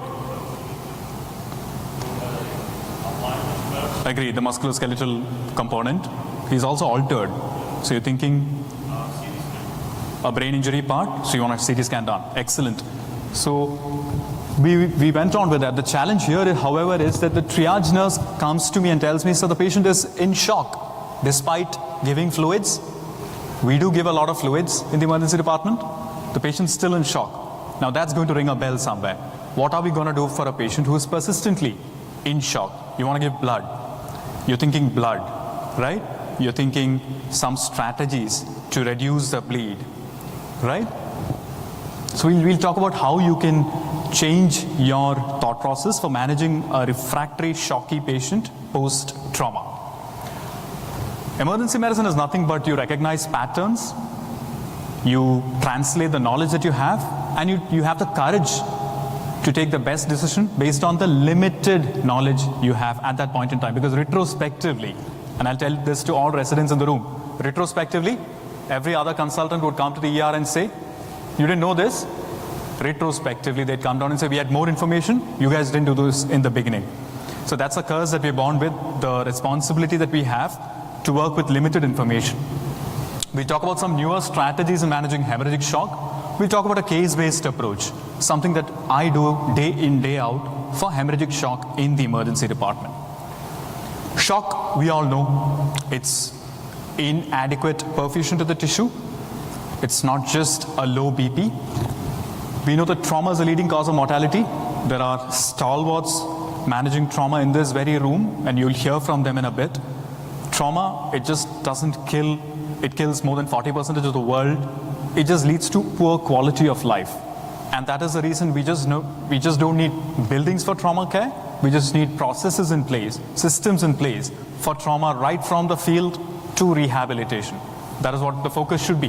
There's a need for rapid intervention in identifying and managing shock, specifically in the polytrauma victim. The biggest challenge that we have when you're managing trauma, hemorrhagic shock, is trauma coagulopathy. Now there are different definitions for this. I believe even here in this land, you would have multiple semantics for defining hemorrhagic shock in trauma. Some people would call it as acute coagulopathy of traumatic shock. That is there over there at the edge. The endpoint is the same. All roads lead to Rome. Ultimately, it's about hemorrhage. The more we resuscitate with saline, it creates more problems. If you don't get blood very quickly. The shock that you have is made worse by the hypothermia in your setting. All emergency departments are cold places, right? The shock that you have is worsened by the acidemia that you have in that place. Your triad kicks in, your death triad kicks in with severe acidemia and hypothermia leading to coagulopathy. The dilution that we induce on the patient by pushing in a lot of saline is another component. Not to forget the inflammation, the medications that the person's already on, and the genetics part. Now we are living in an era of longevity. We are living in an era where we are treating more and more elderly, older people. People who are on oral anticoagulants, newer oral anticoagulants, newer antiplatelets, newer drugs, which can lead to more bleeding, specifically in our part of the world. There is a huge focus. The focus earlier when we were doing residency a long while back was on products. You order for blood, you get pack A with a certain ratio of blood plasma, platelet, and cryo if required. You order pack B, you get a certain pack, and it's time delineated packages. Now the focus has to move from the product to the patient. If you look at transfusion medicine societies right now, they are focusing on the patient. That's why there is a big domain of patient blood management, PBM. We are moving from massive transfusion protocol to massive hemorrhage protocol, where a systematic and a coordinated delivery of care to the patient is focused on. What are the benefits? It reduces wastage, it improves the interprofessional communication, it standardizes the process, there is faster blood reception, and more importantly, it reduces the variability in your treatment. The biggest challenge that we have is, how do you establish it? How do you make it work? The 7 T's, I call it the Magnificent 7 protocol, is the way forward. How do you do that? T, first, how do you trigger your massive hemorrhage protocol in your setting? You got to work on that. There are different stratification scores which have come in to trigger a massive hemorrhage protocol. There is an RABT score, there is an ABC score. Converge on a score that is accepted by your university, by your hospital, by your setting. Team prep and performance. It's important to sim again with all the stakeholders. You've got to get the transfusion medicine in. You've got to get the blood bank in. You've got to get the buy-in from the trauma surgeon. You've got to get the buy-in from the emergency physician. You've got to get the buy-in from the critical care physician. You've got to get the buy-in from the nurses. You've got to get a buy-in from the ancillary care lab guys. You've got to get a buy-in from all these people together to run a system. So team prep and performance in advance. Tranexamic acid, I don't need to specify more about it. It's come into literature. It's proven its benefit again and again. We need to test early. We'll focus on testing. We'll focus on transfusion to target in a bit. We need to manage temperature. Hypothermia in itself, we know, aggravates the insult. It worsens the coagulopathy. And finally, how do you terminate a protocol? I remember days where I've started or initiated transfusion. I've given 130 units of blood in a lady who's come in with PPH in the emergency department. Finally lost her in the OR room. The challenge is, who closes the protocol? Who closes the call for transfusion? Is it the emergency medicine person? Is it the trauma surgeon? Is it the gynecologist who comes in? Is it the interventional radiology team which comes in? We need to figure that out too. So the 70s protocol, here what I'm going to do is, I'm going to focus on 2 aspects here. The early testing and the transfusion targets. We're going to refine the way in which we're going to transfuse blood, one of the most precious commodities. How are we going to do that? We're going to do a dynamic strategy. And what do I mean by dynamic strategy? Everybody here, show of hands, how many people are doing PT, INR, APTT in your setting? Platelets, PT, INR, APTT, and fibrinogen in your setting in the hospital for coagulopathy? I guess everyone in the room. Anybody who's doing any dynamic testing, ROTEM or TEG? I think that is going to be the point of care test for hemorrhagic shock. This is the ECG for hemorrhagic shock for your trauma patient, for your polytrauma patient. And I'll tell you why. If you look at viscoelastic hemostatic assays, they give you a dynamic opinion of where you are in the cascade, whether you've got a hypocoagulability, whether you're hypercoagulable, whether you need cryoprecipitate, whether you need platelet, or you just need fresh flows in plasma. It's as simple as that. Who decides on the product? It is a patient who decides on the product. It is not the protocol of your hospital that decides, I need to give this patient pack A or I need to give this patient pack B. It should be the patient's hemodynamic status. It should be the patient's coagulopathy status which tells you, you need to give him more cryo. For example, all our PPHs need cryo earlier because we know that pregnancy leads to that state where your fibrinogen levels could be a little low. So the way you manage a PPH could be entirely and starkly different from the way you manage a polytrauma shock. And that could be entirely different from the way you manage an upper GI bleed in a decompensated liver disease with portal hypertension in the emergency department. Again, 3 hemorrhagic shock, 3 different flavors, 3 different ways in which you're going to transfuse blood. That is the dynamic strategy. More importantly, I want you to focus on the last line here. The ratio-based transfusion that everyone in this room is doing will be replaced by periodic testing massive hemorrhagic protocols in this decade. Write it down. By 2030, all trauma care systems, all emergency systems would move to massive hemorrhage protocol, which is a lab-based approach where you look at patients, where you look at strategizing blood product delivery to patients based on their coagulopathy status. The patient's going to dictate terms, not the protocol which is fixed in the hospital. Now, how do you do that? You need to look into using TEG or ROTEM.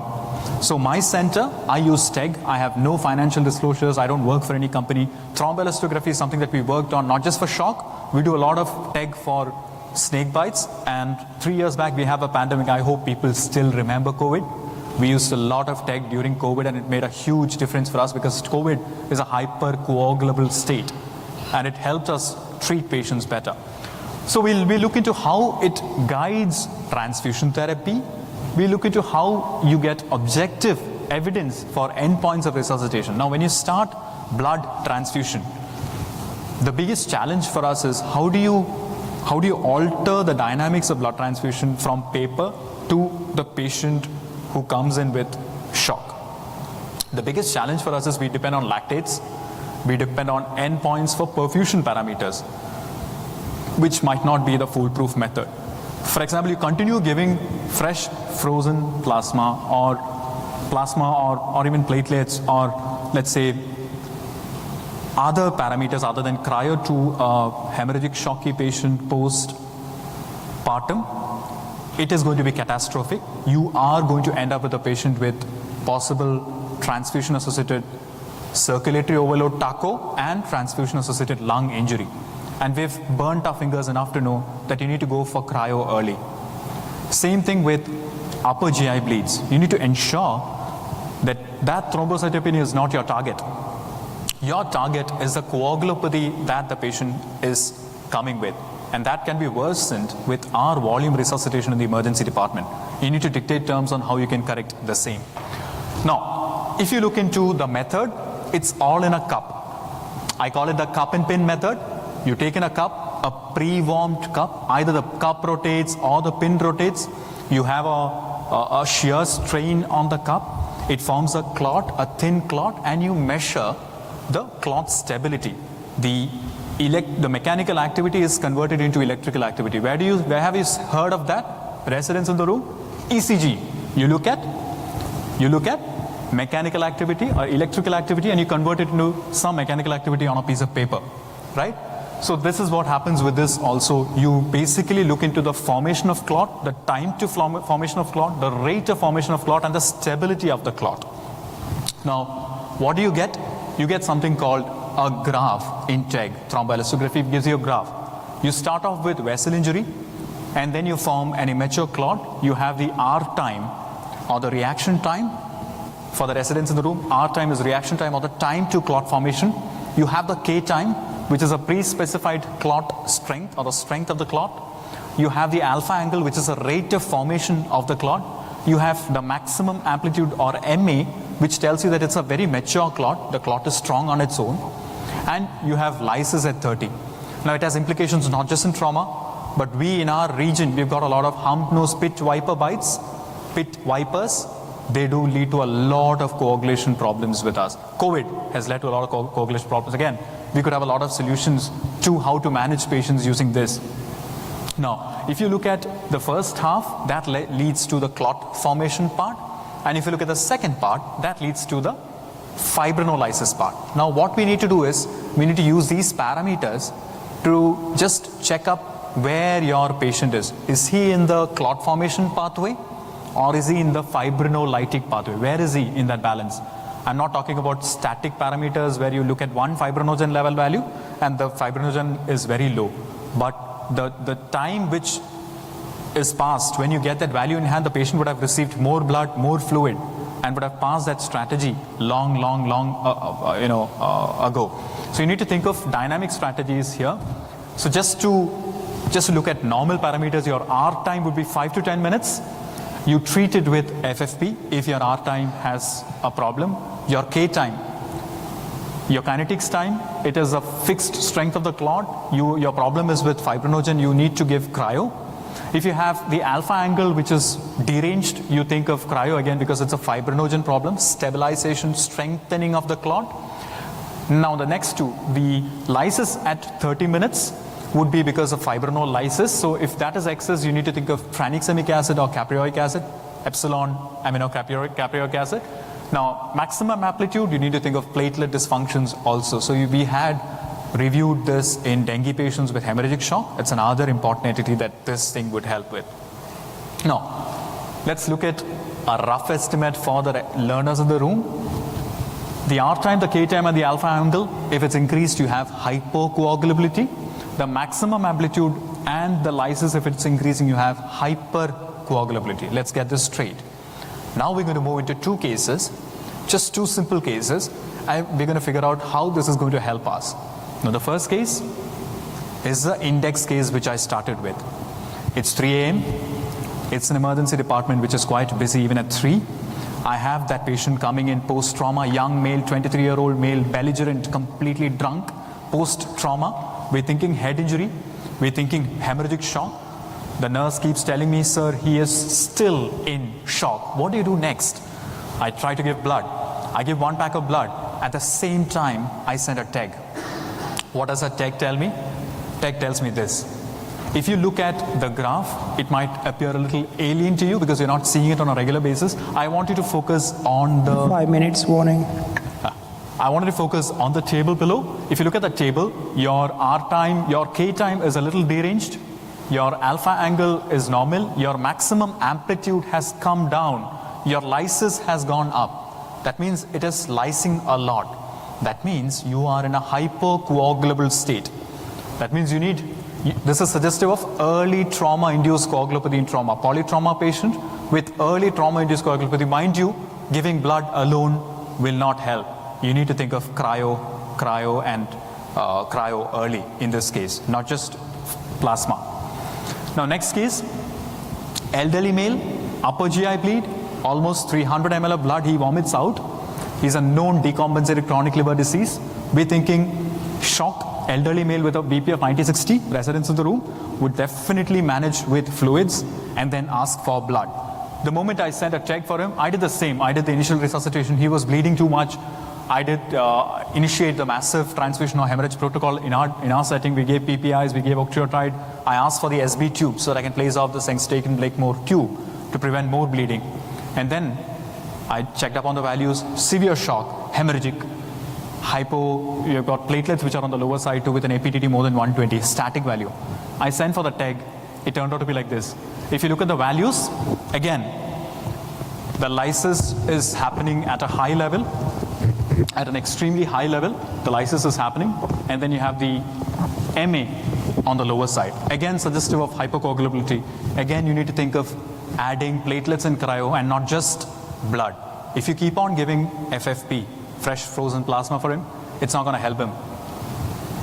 So the 70s we reviewed, I focus on only 2 aspects because of lack of time. And those 2 aspects are testing early and target to transfusion. But trauma is a different beast. It's just too difficult to manage trauma on a regular basis, day in, day out, if you don't have a well-oiled system. We'll talk about well-oiled systems in a bit. So what do? You need to get all the stakeholders to the table, bring in everyone, including interventional radiology, to the table, talk to them, get towards a protocol that you can implement in your department. Have a policy, have a protocol, and more importantly,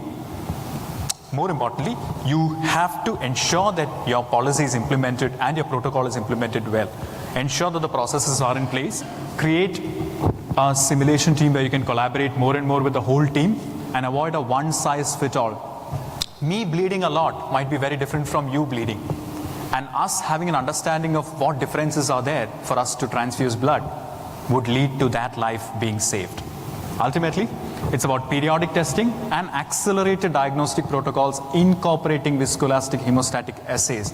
That would make a huge difference in managing hemorrhagic shock in your trauma center, in your emergency department. And it's high time we move from static to dynamic protocols. Ultimately, it's about not being blind in resuscitation, not being blind in hemorrhagic shock, but being able to visualize what is dynamically happening with them. And that in itself will make a difference. And like what our father of our nation, Bapuji, Gandhiji, says, it's about what differences you make. You need to make a change to create a change in the world. Thank you for your patient listening. You can have my references from this QR code. We have 2 minutes for any questions.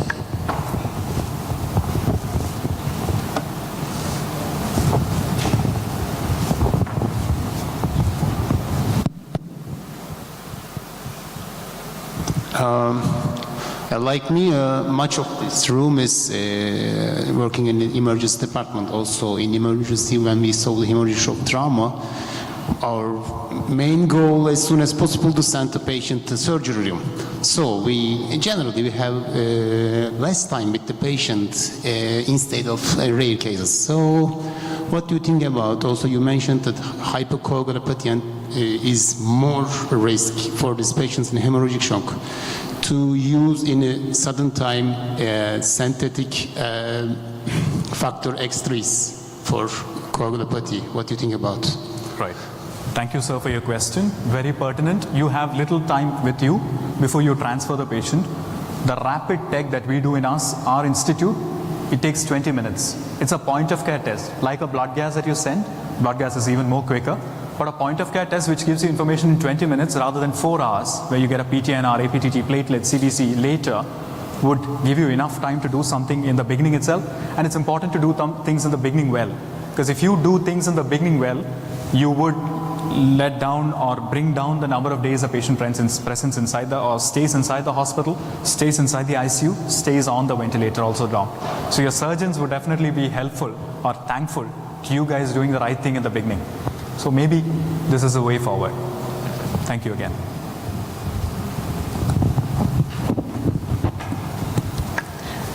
Thank you, Dr. Pillai. Thank you.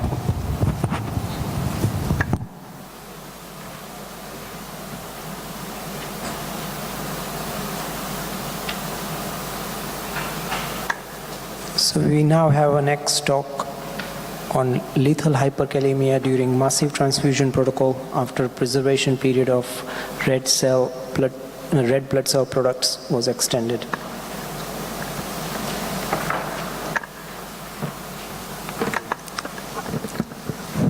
Welcoming Professor Mizobata. Welcoming Professor Mizobata, who is Professor of Trauma Critical Care Systems in Osaka University, in Osaka Metropolitan University, Japan. Thank you. I'm Mizobata from Japan, and I appreciate for EPAT and WASM for giving me this opportunity to present my study. And also thank you for Professor Himanshu and Professor Bimal to moderate this session.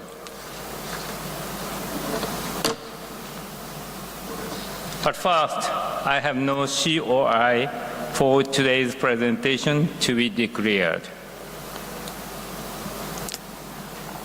Massive transfusion protocol is one of the effective procedures to improve survival rate in the severely hemorrhagic patients. There are several reports that the 1:1:2 ratio of transfusion of FFP, platelet, and RBC improves mortality of trauma patients in the studies using historical comparison design. In our institute, we implemented the MTP 10 years ago, and we enabled quick start of transfusion and keep 1:1:1 blood product ratio.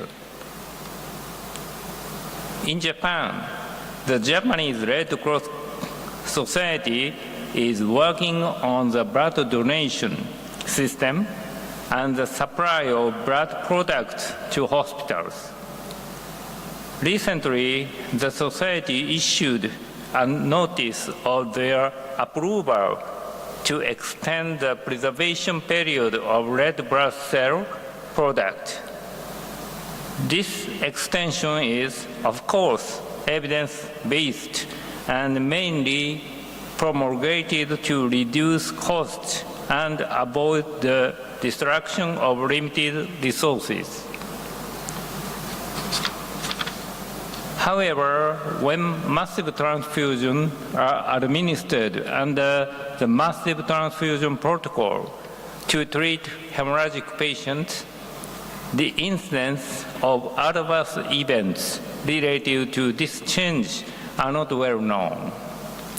will report our experiences with 2 cases of critical hyperkalemia during trauma resuscitation with massive transfusion protocol. Case 1 is 24-year-old Asian man who was transported to our hospital after having been stabbed his right posterior chest by a housemate. On his hospital arrival, the airway was maintained spontaneously, respiratory rate was 30 breaths per minute, blood pressure was unmeasurable, but the pulse of the femoral artery was palpable. Heart rate was regular at 136 beats per minute. Glasgow Coma Scale was E3V1M5, and his body temperature was 36.1 Celsius. After we found a massive hemothorax on his right side chest via focused assessment with sonography for trauma, first, we immediately performed tube tracheostomy and activated MTP with the use of O-positive RBCs within 3 minutes after his arrival. In our hospital, 20 units of O-positive RBC are stocked in the emergency room for the emergency requirement. The surgery started 17 minutes after his arrival. During the surgery, we found a penetrating injury in the proximal region of the inferior lobe of the lung and rapidly performed non-segmental lobectomy under the use of a Hyra clamp.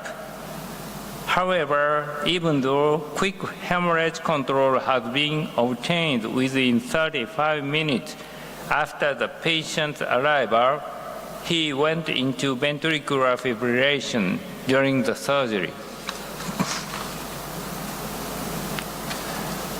The arterial blood gas analysis were performed 8 minutes and 35 minutes after the arrival. This is 8 minutes after the ventricular fibrillation. Arterial pH decreased from 7.37 to 7.14 with the elevation of blood lactate level.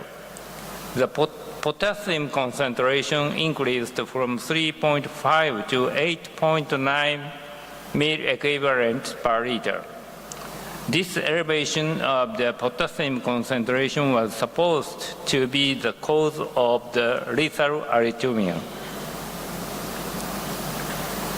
The amount of blood products used at this time were 8 units of RBCs, 12 units of FFP, and 10 units of platelet concentrate.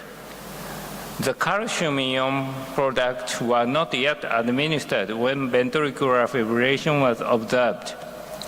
The patient could not be resuscitated even with the full use of considerable resuscitative options, including the calcium-ion product. Next case is a 44-year-old Asian man. When he was riding on his motorcycle, he ran out to the opposite lane and had head-on crash with a car. He had no helmet and was transferred to our hospital. On hospital arrival, the patient's airway was maintained spontaneously, respiratory rate was 30 breaths per minute, blood pressure was 98/87 millimeter Hg with a palpable left femoral artery pulse. Heart rate was regular at 138 beats per minute. Glasgow Coma Scale was E1V1M2 and his body temperature was 36.1 Celsius. We found a left pneumothorax and fluid correction at the Morrison fossa as a perispring area in the first examination. Then we started blood transfusion with activation of the MTP. As the patient's hemodynamics completely collapsed, left tube tracheostomy was immediately performed, and we prepared to open the patient's abdomen in the resuscitation unit. During the preparation for surgery, as we also obtained radiological information about the concomitant severe pelvic fracture, we initiated resuscitative endovascular balloon occlusion of the aorta lever, but didn't inflate the balloon yet. The patient's abdomen was opened 35 minutes after arrival. The operative findings were minor liver laceration, intramesenteric hematoma, small bowel perforation, and minor splenic injury. Following the damage control strategy, we focused on hemorrhage control with hemostatic agents, Surgicel, and peripheral and perisplenic packing, and ligation of the mesenteric vessels, and also we minimized contamination. We finished the operation with open abdomen management using Acil. However, although the patient's hemodynamics once appeared to stabilize, he suddenly went into ventricular fibrillation 2 minutes after the surgery. The blood gas analysis had been measured 1 minute before the arrhythmia. This was 46 minutes after the start of the transfusion. Arterial pH was low on his arrival with high blood lactate level. The potassium concentration increased from 3.5 to 7.8 ml equivalent per liter. This elevation of the potassium concentration was supposed to be the cause of lethal arrhythmia. The amount of blood product delivered at this time were 12 units of RBC, 12 units of FFP, and 20 units of platelet concentrate. The calcium products were not yet administered when ventricular fibrillation was observed. Although the patient was returned to spontaneous circulation and subsequently underwent an interventional radiology procedure, he died from massive multifocal bleeding due to subsequent coagulopathy. The CT images after the IVR demonstrated the intrathoracic, intra-abdominal, and retroperitoneal hemorrhage after the surgery and IVR are not so obvious. MTP is already globally well-known one of the main procedures for achieving success in trauma resuscitation. Recently, although the several protocols for the guidance of massive blood transfusion, such as goal-directed transfusion by using thromboelastography, have been proposed, we traditionally assume that most of the high-level trauma centers, including ours, follow the RBC, FFE, PC, 1:1:1 ratio theory based on the previously reported evidence. In our institute, blood product including cryoprecipitate is always available, and once MTP is activated, packages are constantly brought to the resuscitation unit to maintain the ratio of composition as shown on the slide. We usually administer blood transfusion with the use of level 1 fast flow fluid warning system from the peripheral vein by a 16 gauge or larger size needle. In 2023, the Japanese Red Cross Society issued a notice of their approval from the nation to extend the preservation period of RBC product. Since then, the validity period of RBC products have been prolonged from 21 days to 28 days after the blood has been drawn. Previously, the Japanese Red Cross Society had published in their guidelines that the potassium concentration in RBC products after the blood has been drawn is 36.3, 4.8 milliequivalent per liter at 7 days, and that it increases to 60.3 in 28 days. To combat this problem, we currently can only check blood gas values constantly at approximately 15 to 30 minute intervals, use a calcium chloride preparation more frequently, and prepare washed RBC product if available. The option to use a potassium absorption filter is also available, but the filter needs to be exchanged at an interval of every 4 units delivered according to the manufacturer's documentation. In conclusion, we experienced 2 cases of critical hyperkalemia during MTP after the allowance of extend the preservation period of RBC products was granted. Although there might be several other factors involved in the increase of potassium in these patients, we consider it is important to pay attention to these unexpectedly rapid increase in potassium levels during MTP to those who perform MTP with the use of current RBC products. Thank you very much.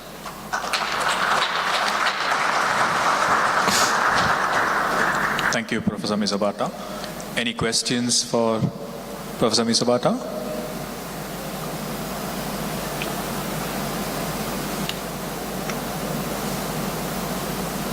There are no questions? No. There's one, yeah.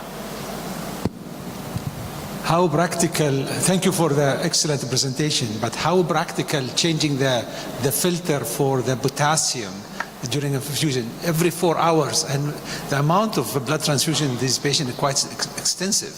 So how practical changing, potassium filter to capture all the excess potassium? Thank you very much.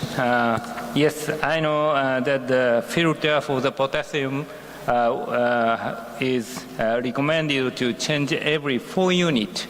But it is thought to use in the ICU or in the ward. For the mass transfusion protocol, the 4 units of RBC is infused very rapidly. So it is not practical to change the filter. And we are talking about the blood laboratory to use the washed RBC, but it takes time 20 or 30 minutes to prepare the washed RBC, so it is not practical yet.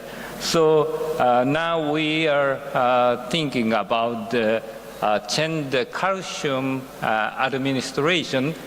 Before these 2 cases, our protocol was administer calcium ion every 10 units of RBC, but now we change the protocol to check the potassium level and calcium level every 15 to 30 minutes, and administer the calcium ion to prohibit the elevation of the potassium ion level.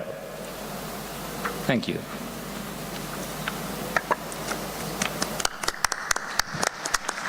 Thank you very much. Thank you, Professor Mizabata. For the last talk on the session in trauma, we have Professor Dr. Hassan Al-Thani, head of Trauma and Vascular Surgery Section at Hamad General Hospital, Qatar, who will be talking about acute kidney injury in trauma. What do we know? Over to you, sir. Thank you. I would like to take the opportunity to thank the organizing committee for the privilege of the podium and also for the kind invitation and the exciting program. As usual, they never failed me to see an exciting program.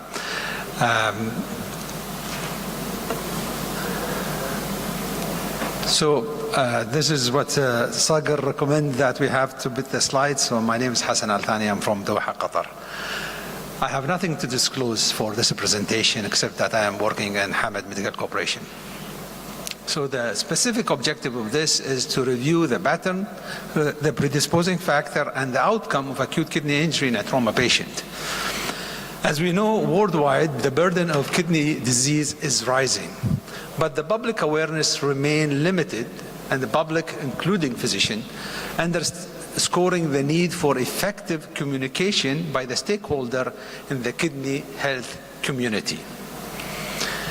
The incidence and the predisposing factor for acute kidney injury among patients sustaining a major trauma injury are not well studied.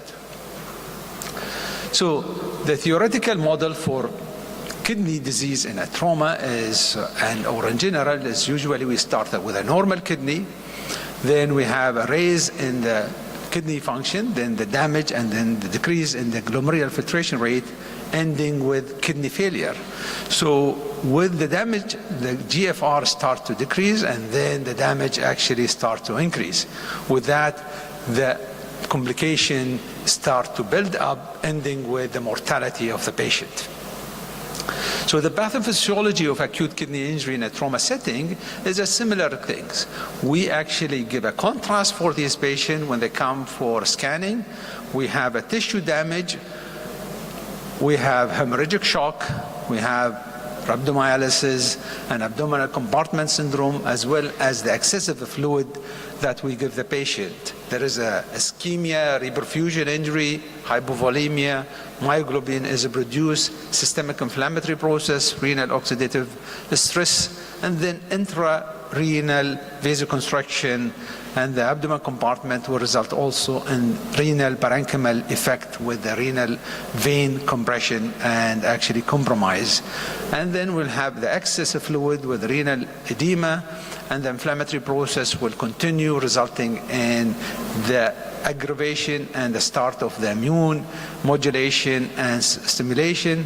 This will result in renal hypoperfusion and hypoxia, ending with acute kidney injury, and the insult continue with rescanning of these patients. So when we classify kidney injury disease, we have to look at 4 dimensions, and they are structural, functional, and outcome, and this is related to the duration and time. And there is a number of classification of kidney injury. Whatever you use, just stick to it. The main definition of this, and I have a big list of this, there's 2 things. One, the rate of serum creatinine raise, and also the urine output. And this is very important to actually address in any of the renal injury classification that you utilize. So recently, we actually looked at the predisposing factor and outcome of acute kidney injury after blunt trauma in our center for 10 years. And the aim of the study is to look at the pattern, predisposing factor, and the outcome of acute kidney injury in our level 1 trauma center in Qatar. So it is a retrospective study for all the patients who were admitted at Hamad Medical Corporation from 2011 to 2021. We investigated acute kidney injury.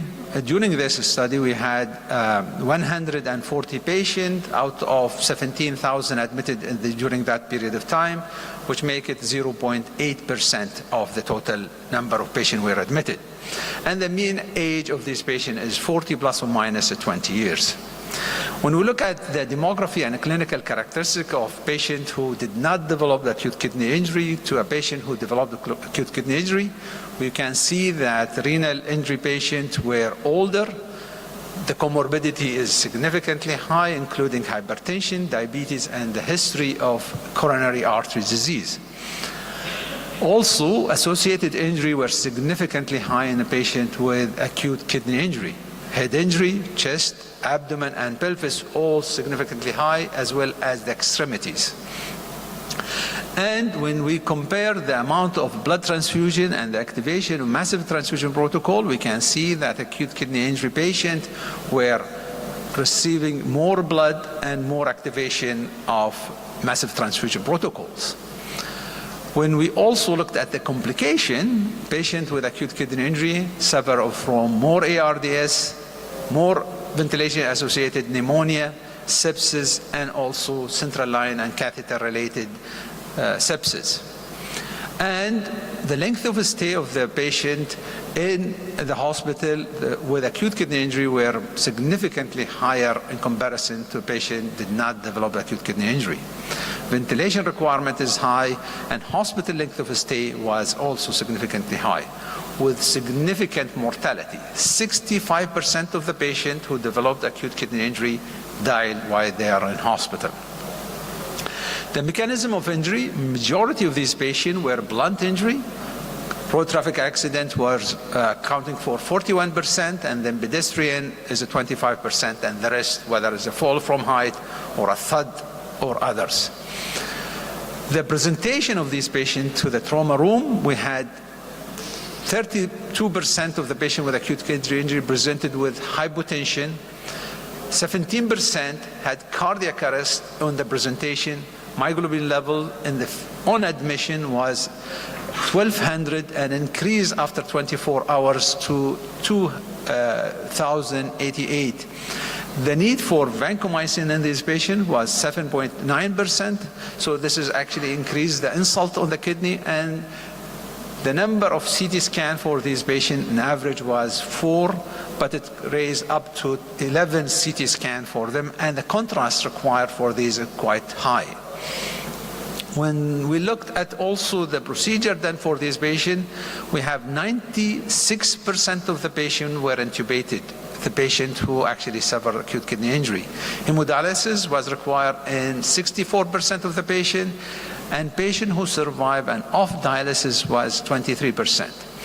And there's patient recovered from acute kidney injury with normal kidney function is 32%, and with not normal kidney function but did not require dialysis was 32% also, and 7% of these patients require ECMO. The stage of acute kidney injury, the majority were stage 3, high stage of actually acute kidney injury, and renal replacement therapy was required in 6.4% of the patient. Patients who had direct renal injury were accounting for 6.5%, and we actually published a paper looking at this patient who actually had direct kidney injury, and that can be reviewed in this paper. But when we also compare survivor versus non-survivor of these patients who had a kidney injury, we can see that the age of the one who did not survive were older, more hypotension, more cardiac arrest, and also shock index was high, and Glasgow Coma Scale was low for the patient who did not survive. Also, the associated injury was higher in terms of head injury and chest injury, whereas the pelvic and lower was also high. The other abdomen and the upper extremity were not statistically significant. Also, the severity of injury was much higher. ISS was 33.7 plus or minus 12 for non-survivor in comparison to 25%. 25.5 ISS. And as I said, all the patients who did not survive with acute kidney injury were intubated in the scene or in the emergency setting. And 30% of them underwent laparotomy and 6% had craniotomy.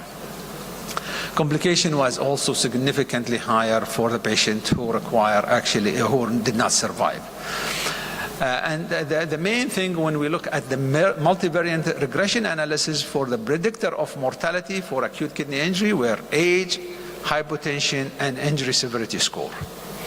And this is actually a chart of all the patients who actually had the kidney injury, and you can see they are classified into stage as well as direct injury and non-direct injury. And the majority of the cases in our group were having a stage 3 injury with higher mortality. 70% of these patients died from their acute kidney injury.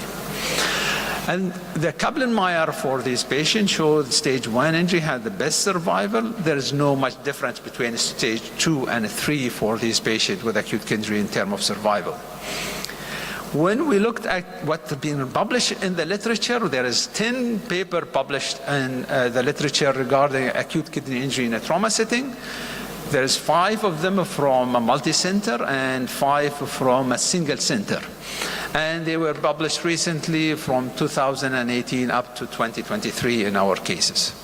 The largest one is the American College of Surgeons, the TQIP data, which has actually the highest number, but it is 825 institute. And the second is the UK and also the Spanish multi-center study. The duration of the study in our case is 10 years and a half, and in the UK is 10 years, and the rest were between 2 years and 4 years. In our group, we had the mortality group with acute kidney injury is 40 years, and in the rest were much higher in comparison to our study. When we look at also the number of cases, you can see that we had 17,000. The American College has close to 1 million. But the percentage of the cases we had, the lowest is 0.8%, which is similar almost to the American is 1%. The highest was actually, the paper was coming from Al-Zaqiq University in Egypt, which is a single center, and they have 50% of the patient who developed acute kidney injury with severe. The ISS score was high in our group, it's 30, but in the Egypt study was 41. And we had a low Glasgow Coma scale. The mortality, unfortunately, in our group was 65%, and in the Egypt one is 70, but in the rest of the studies goes as low as 2.1% in the Japanese population. So when they looked at actually the risk of mortality score with a severe acute kidney injury, you can see that the higher the score, the higher the mortality as demonstrated in the graph here. So in conclusion, acute kidney injury is not uncommon among the trauma patient and associated with high rate of a prolonged hospital stay and mortality. Early detection and prevention of acute injury should be a priority in such high-risk population. I would like to thank you for actually the privilege to present, and I thank the organization committee for the invitation. Thank you, Professor Altani. Any questions from the crowd?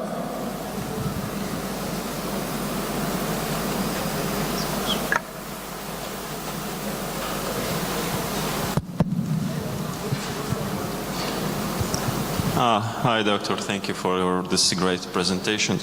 I have one question as I'm a new emergency medicine resident, so I have this inquiry about the rhabdomyolysis.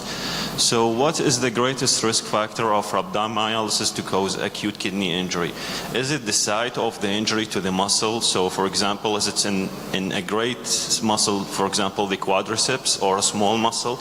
Or is it the duration of the injury since the muscle is crushed until we detect the myoglobin in the urine so we can determine the acute kidney injury is being already detected? Thank you.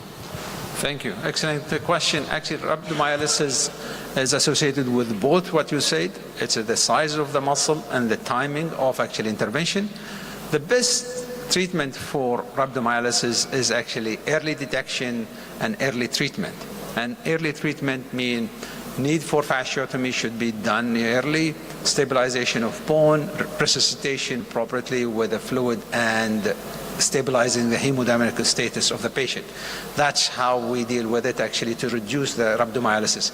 And you need to follow it. We do actually follow rhabdomyolysis in the first 24 hours, and after that we don't. Just we see the trending, whether it's going up or down. But that's an excellent question. Thank you. Any other questions? There are no questions. We are wrapping up the session on time. There's one more question.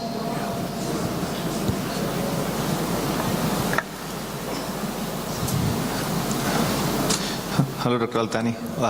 About AKI in trauma patients, the crush injury point was a very excellent point regarding the injury pattern. But when it comes to preventive strategies to prevent AKI, is there still an accepted norm to have a prevention algorithm in terms of fluid?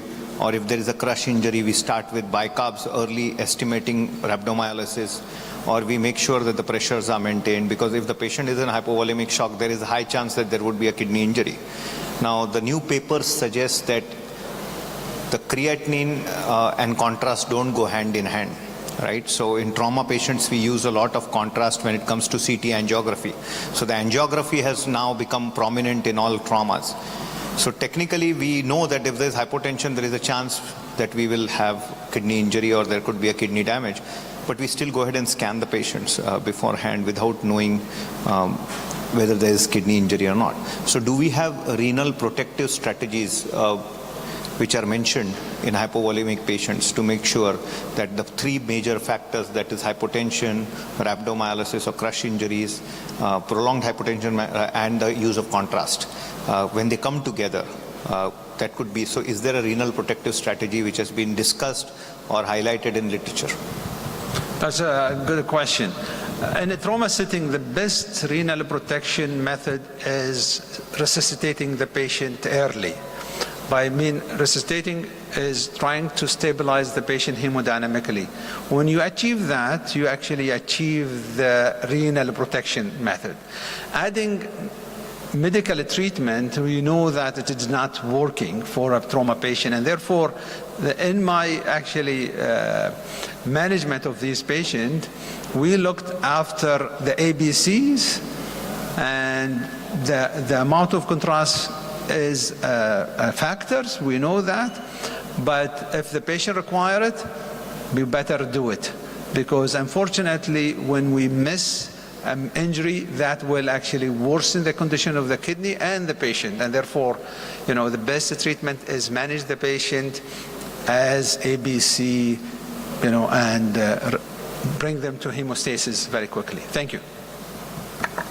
Thank you, Professor Altani.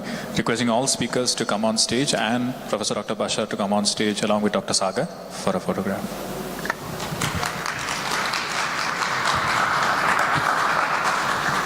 Okay, thank you. Thank you very much. Şey yapalım. Şunları verin. Viman. This is Vimani. Okay, Viman. Doktor Viman.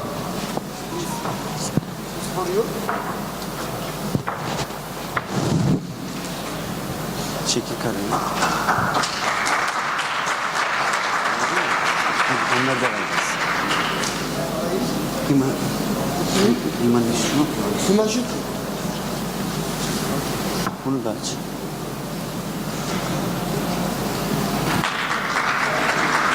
Bir de şey abi. Yasimitsu.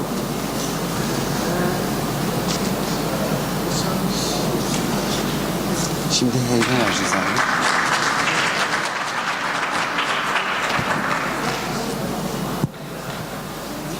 Hasan Eltan'ın içine heybe geçiyor. Şunu vereceğim.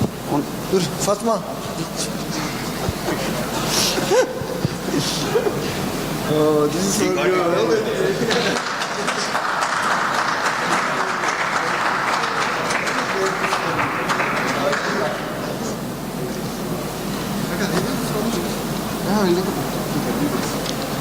And I yeah, this for second.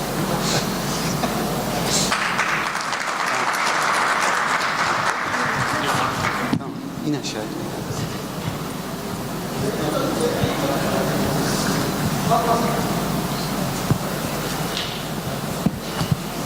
Şu mikrofonu al.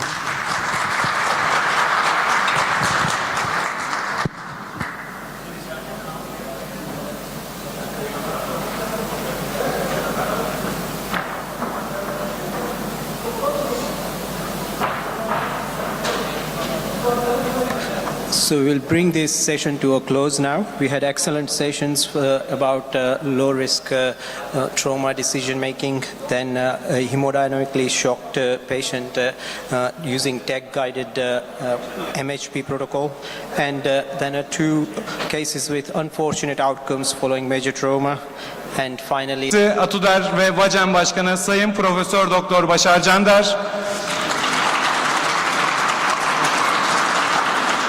Bir diğer konuşmacımız ise Altınbaş Üniversitesi Klinik Farmakoloji Bilim Dalı'ndan Sayın Profesör Doktor Barkın Berk. Sempozyumumuzun ilk konuşmasını yapmak üzere değerli dernek başkanımız Sayın Başar Cander'i buraya davet ediyorum. Buyurun hocam.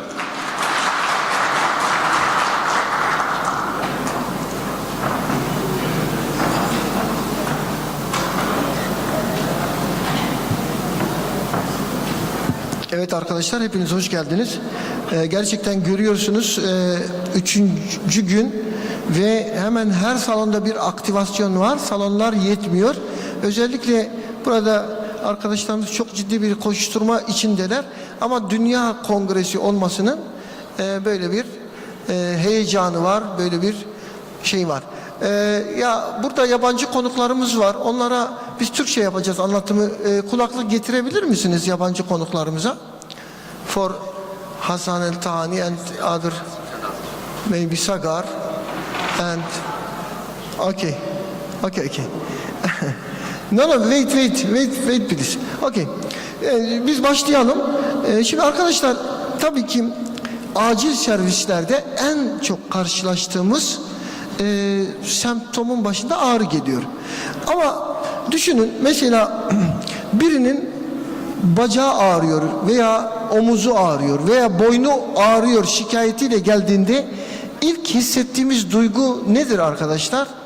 Aslında bir rahatlama hissediyoruz. Neden rahatlama hissediyoruz? Çünkü şikayetinin çok ağır bir şikayet olamayacağını, yani bir ekstremite, kas, iskelet sistemi hastalığı olduğunu düşünüyoruz. Dolayısıyla hani bir kırmızı alan hastası değil de bir sarı alan, yeşil alan hastası olduğunu, reçeteyle tedavi edebileceğimizi veya kısa şekilde tedavi edebileceğimizi düşünüyoruz. Ama burada biraz yanılıyoruz. Neden yanılıyoruz? Evet, ağrı hayatı tehdit eden birçok şeyde ağrıyla geliyor. Ama diyelim kas iskelet sistemi ağrıları bizim hayatımızı en çok etkileyen olaylardan biri. Mesela biz workshop yaptık İstanbul'da.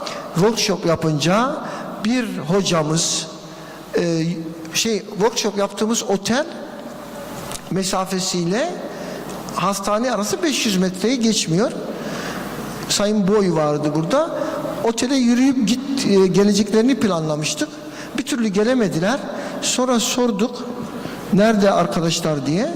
Onlar da telefon açtılar, dediler ki ayağını incitmiş, yürüyemiyor. Bu yüzden gelemiyor. Biz bir arabayla aldık. Şimdi şöyle düşünün. Biz buraya aylarca, yıllarca hazırlandığımızı söylüyoruz. Ama bir ağrı semptomu, bir boyun ağrısı, bir kas ağrısı bizim bütün aktivasyonumuzu burada ne yapabilir? Geriye düşünebilir. Yani bunu hayatta da gördüğünüz gibi aslında basite alıyoruz. Ama yaşayınca şunu anlıyoruz.